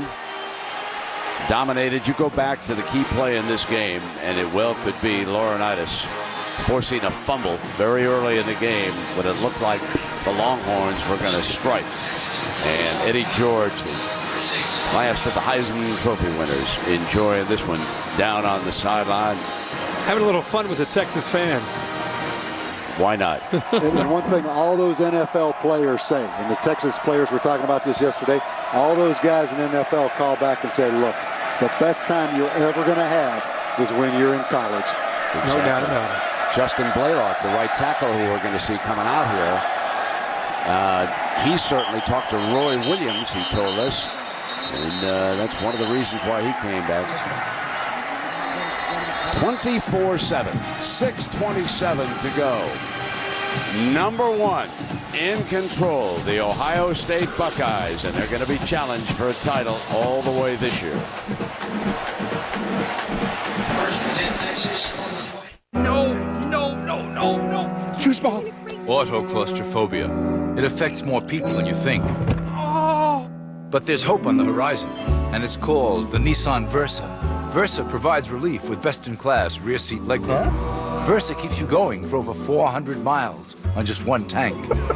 Versa will save the world from autoclaustrophobia. one driver at a time. Ask your Nissan dealer if Versa is right for you.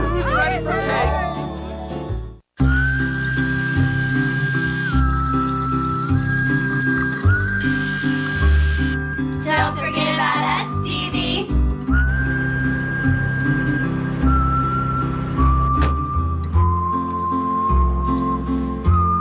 With Glidden Team Colors paint, you can get the official colors of your favorite team. Sir, you're all set. Whoever that may be. Exclusively from Glidden and only at the Home Depot.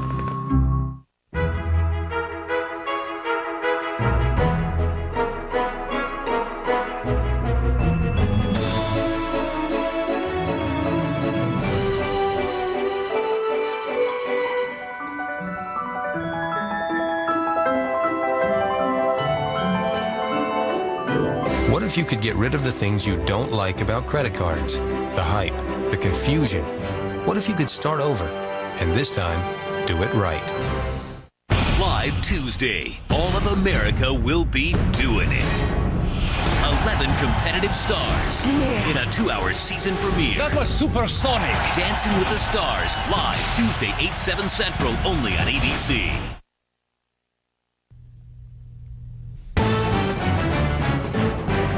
Saturday Night Football on ABC, presented by Southwest Airlines, the low fare from here to there. It's on Southwest Airlines at southwest.com. Next Generation Thinking, brought to you by the Nissan Versa. And Allstate. Are you in good hands?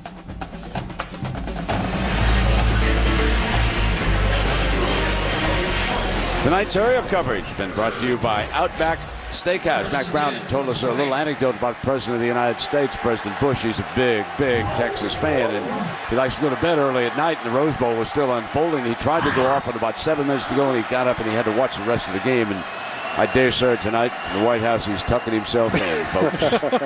24/7 now with 6 minutes to go.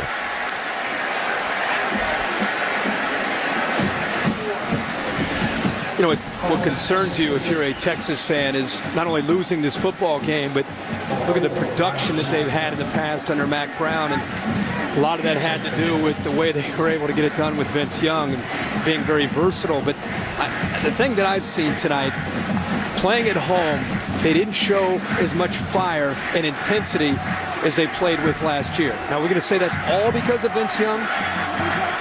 I don't know. They were shut out by Oklahoma, because not last year, but the year before, in 2004, I believe it was 12-0 in the Red River Shootout. And don't anybody dare give up on the Longhorns. Let me just say this right now. There's some football players down there. They had a cornerback suspended. They got another little youngster over there at quarterback that's pretty good. They got some talented football players here. They ran up against a buzzsaw tonight that's been waiting for a year to hammer back for that tough loss up in Columbus. These Buckeyes are going to be challenging for a national championship, and Longhorns just had their hands full. They were just outmatched here tonight, that's all. You'd lose one and you'd go on to the next one. And I think we really have to talk about this Ohio State defense. I know, Kirk, you live in Columbus, obviously. They were uptight coming down here because this young defense last week gave up a lot of yards to Northern Illinois, but they have played outstanding. And that guy right there, number 33, go back to that play early in the game. That was the game-changing play. Laurinaitis causing that fumble. The other thing coming into this game is the Ohio State coaches felt that they were kind of assuming things, how this team would react, but they really didn't know because they've never been in this kind of situation. All of a sudden, after the game, players start to surface, leadership starts to surface, and the man that you just mentioned, James Laurinaitis, all of a sudden starts to become one of the anchors for the Ohio State defense. Almost blocked. I mean, they almost picked that one. And they're going to have great field position as a result. One of the great streaks in college football is coming to an end, and it's not Mac Brown's winning streak, folks. We'll talk about Gene Chizik. 29 straight wins as a defensive coordinator when we come back.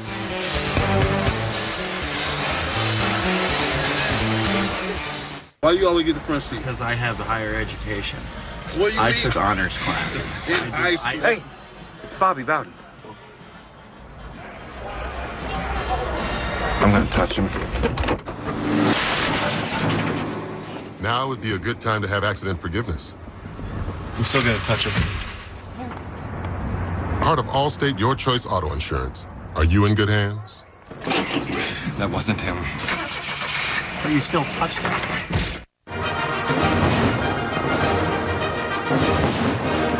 When you have one of the best money market rates in the country, you just have to celebrate. Go to eTrade.com and be blown away. Hey, I'll be there in 5 minutes. Oh, and my parents are coming too. Introducing Red Zone Deep Cleansing Body Wash. The active formula with microbeads. Cleans deep down to the pore. I thought you said he was a fan. Old Spice Deep Cleansing Body Wash. Nothing cleans deeper.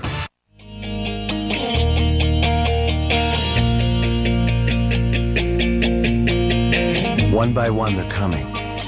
5 new vehicles that will change the way you experience the road. 5 new vehicles that embody the next generation Nissan thinking for the next generation of Nissan drivers. One by one, they're coming. Get ready. Shift 2.0 is here. 4 teams, 2 coasts, 1 memorable Monday night. Joe Gibbs and Washington begin their championship run against former Redskin Brad Johnson and the Vikings. Then Charger star LaDainian Tomlinson visits Randy Moss and the Raiders. Vikings, Redskins, Chargers, Raiders, starting at 7 Eastern, a doubleheader season premiere of ESPN's Monday Night Football. As you look down on, for the large part, a very disappointed crowd, we remind you that over on SportsCenter, we'll have full post-game coverage from Austin when it ends. Randy Moss has issues with Coach. I mean, that shocks us, doesn't it, folks? Last race before the chase. They come down the stretch in NASCAR. You won't be taking anything. Art Shell's not taking any lip from anybody. I'm telling you that right now. And they start to go to work on the clock here with the youngster Chris Wells. And Kirk, you've watched him back in the scrimmage, back in Columbus. Tell us a little bit about that. Future star, superstar. He came in a little bit early, had a chance to go through spring ball. Talking to him, he said, you know, my head was spinning. There was so much going on with learning new terminology, adjusting to the speed of the game. He said, I just wasn't ready. And he said, right in the middle of two-a-days, the light went on. I started to emerge and feel more comfortable, kind of like I did in high school. And now the tandem of Antonio Pittman and Chris Wells gives Jim Tressel the best tailbacks he's had since he's been at Ohio State. Here he comes, stopped by the Gene Chizik coached defense. And folks, if you're not aware, there he is, 29 consecutive games. He was the defensive coordinator in the unbeaten season at Auburn. Came in here last year, and he is a future head coach waiting to happen. Anyone at the end of this season interested in a coach should, and he's not, trust me, he didn't ask me to say this. He's one of the most impressive assistants you'd ever want to be around. And he is the full package for some organization. And who knows, maybe they'll keep him right here in Austin. But he is a wonderful, wonderful coach. And Bob Davie, I don't have to tell you what it's like for a coordinator to be on the winning side 29 straight times. That's just phenomenal. And the thing you like about Gene Chizik, he's humble. He tells you he was at a great program at Auburn that has a bunch of good defensive players with Tommy Tuberville, and he comes in here to Texas and he inherited the same thing. But you're right, 29 straight wins is an amazing stat. What I love is how he downplays it. We want to come in and we all want to talk in the media about his streak, and he said, you know, it's about the players. It's not about me. As Coach just said, he's been around a lot of great players and a team that believes in his philosophy, and that's helped him to become a great coordinator, future great head coach. You know what's amazing to me? Ohio State now, how talented are they? They had 5 first-round draft picks last year that left this program, correct? And 9 overall draft picks. Yep. To come down here and do what they did tonight with a young football team. Buckeyes will use a timeout here with 1:41. The end is near. And TCU will have the longest win streak when this one ends. 11 straight wins. Ohio State and West Virginia would have 9.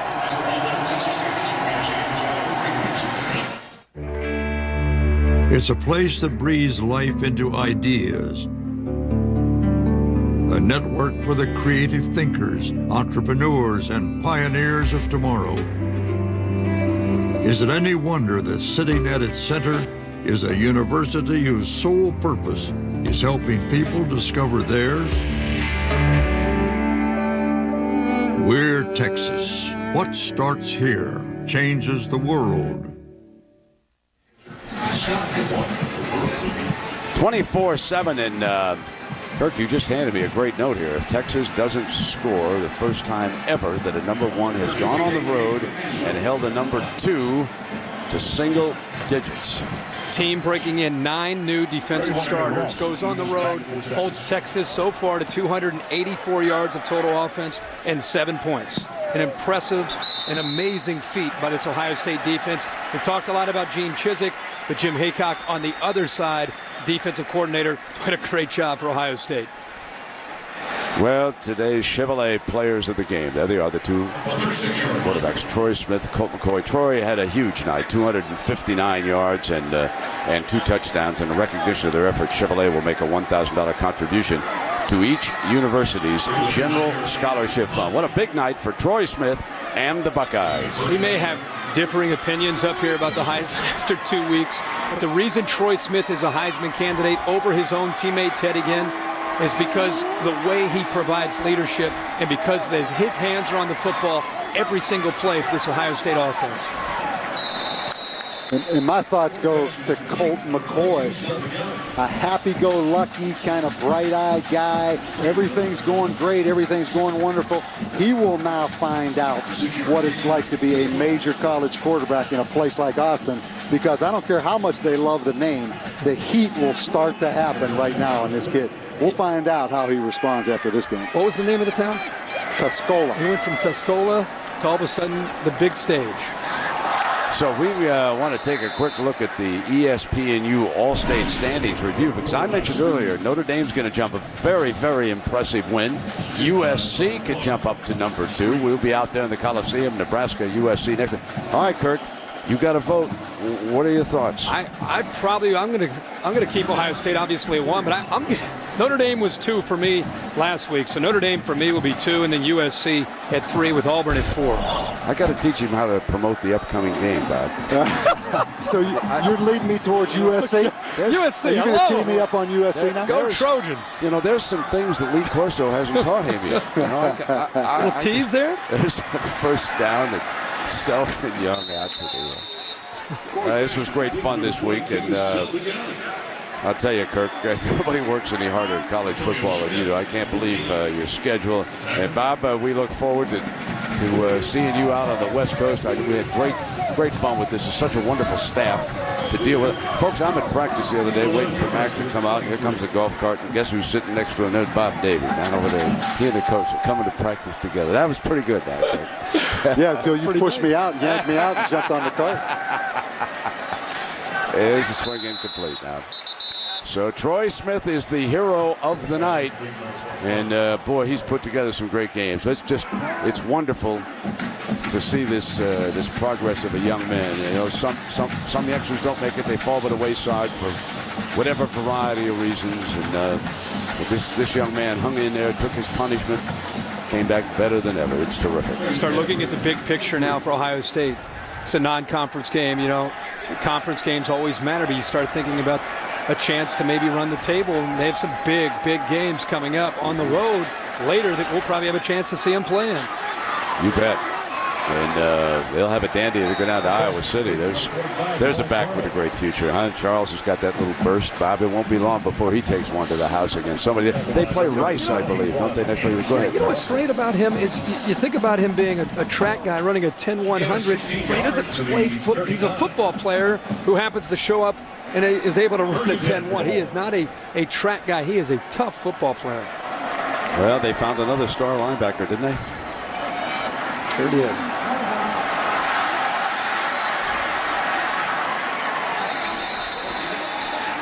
There's McCoy.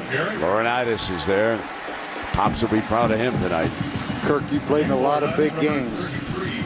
You agree with me, nothing is more fun than to come into an environment like this, and you've got your little group of 4,000 fans, and enjoy this victory on the road. This is about as good as it gets as a football player or a coach to come into this stadium like this and win this especially game. After the way Ohio State and Texas had a classic last year in Columbus, and you felt that the winner had a shot to get to the national title, and the Longhorns eventually won. I think that's been burning the fans and the team to get back to have an opportunity to play Texas, and now to have the upper hand after last year. You'll probably see a pretty good celebration with the 4,000 fans in the corner when the clock goes off. There's a lot of classy fans down here. I talked to some Buckeyes who traveled down here, and they said the folks have been awful nice to them. And then they walked around the streets of Austin, and they've had a good time bringing the band down in here. There you are, part of the Buckeye Nation. At the Irwin Center. I'm sure they've enjoyed it on the big screen over there. Athletic Director Gene Smith, he was the host for a big group that came down here. And they just had a wonderful time. And, of course, winning the football game, well, that's just frosting, folks. And there's a penalty. That might have been a face mask. I don't know. We'll hang on to Selvin Young. Cutting across the field, looking to pick up a block. And he's to the 23 with the final seconds right there. And Anderson Russell making the stop. But again, there was a penalty flag thrown. That was holding. I was wrong about that. I thought there might have been a hand right there. But so Mack Brown and his staff will go back to work. He's still got plenty left on the table. And one thing about losing early, you can gain some ground. You don't want to be losing late in this BCS thing. But early you can come back a little bit. Well, we're going to find out how good Texas is in the coming weeks. It's a much, much tougher schedule this year than what they had a year ago. And if Terrell Brown affected this team on defense, that's one thing. But personally, I want to see the fire. I want to see the intensity and the leadership that this team played with last year, because tonight it wasn't on display. All I can say, folks, is that Ohio State came to Austin and messed with Texas. And there's a handshake. Let's go to Lisa. Hey, good job. Thanks, Brent. Troy, it turns out that the difference in the game was that touchdown that you guys scored late in the first half. What did you see on that defense that made you audible? It was just basic calls all day involving their safety. That was a great play, but the whole game was a good game. Without the guys up front doing a great job, I think we only allowed one sack today, and that was huge. It was them up front. Now, knowing that one of their key corners was suspended for this game, how were you able to just pick apart their secondary? I can't say enough, more than, it's our game plan. It's our coaching. It's the coaching staff. They put in endless hours of film study. And, we are in there with them also, but it's our staff. They do a great job. After that heartbreaking loss in Columbus last year, what's it like for you to get this one here on their turf now? Oh, no. It's not a revenge thing. Any and every win that we get during the course of the season is a good win. All right. Thanks a lot. Good luck the rest of the way. Thank you. Brent. Thank you, Lisa. Troy Smith, a serious Heisman candidate now, as he leads the Buckeyes to a 24-7 victory in Austin, Texas. And a reminder now to tune into SportsCenter on ESPN if you missed any of the scores and highlights from earlier in the day. Get caught up with everything. And a reminder also, join us next week. Saturday Night Football on ABC will feature Nebraska versus USC from the Los Angeles Coliseum. And here tonight, folks, it was the thrill of it for the Ohio State Buckeyes.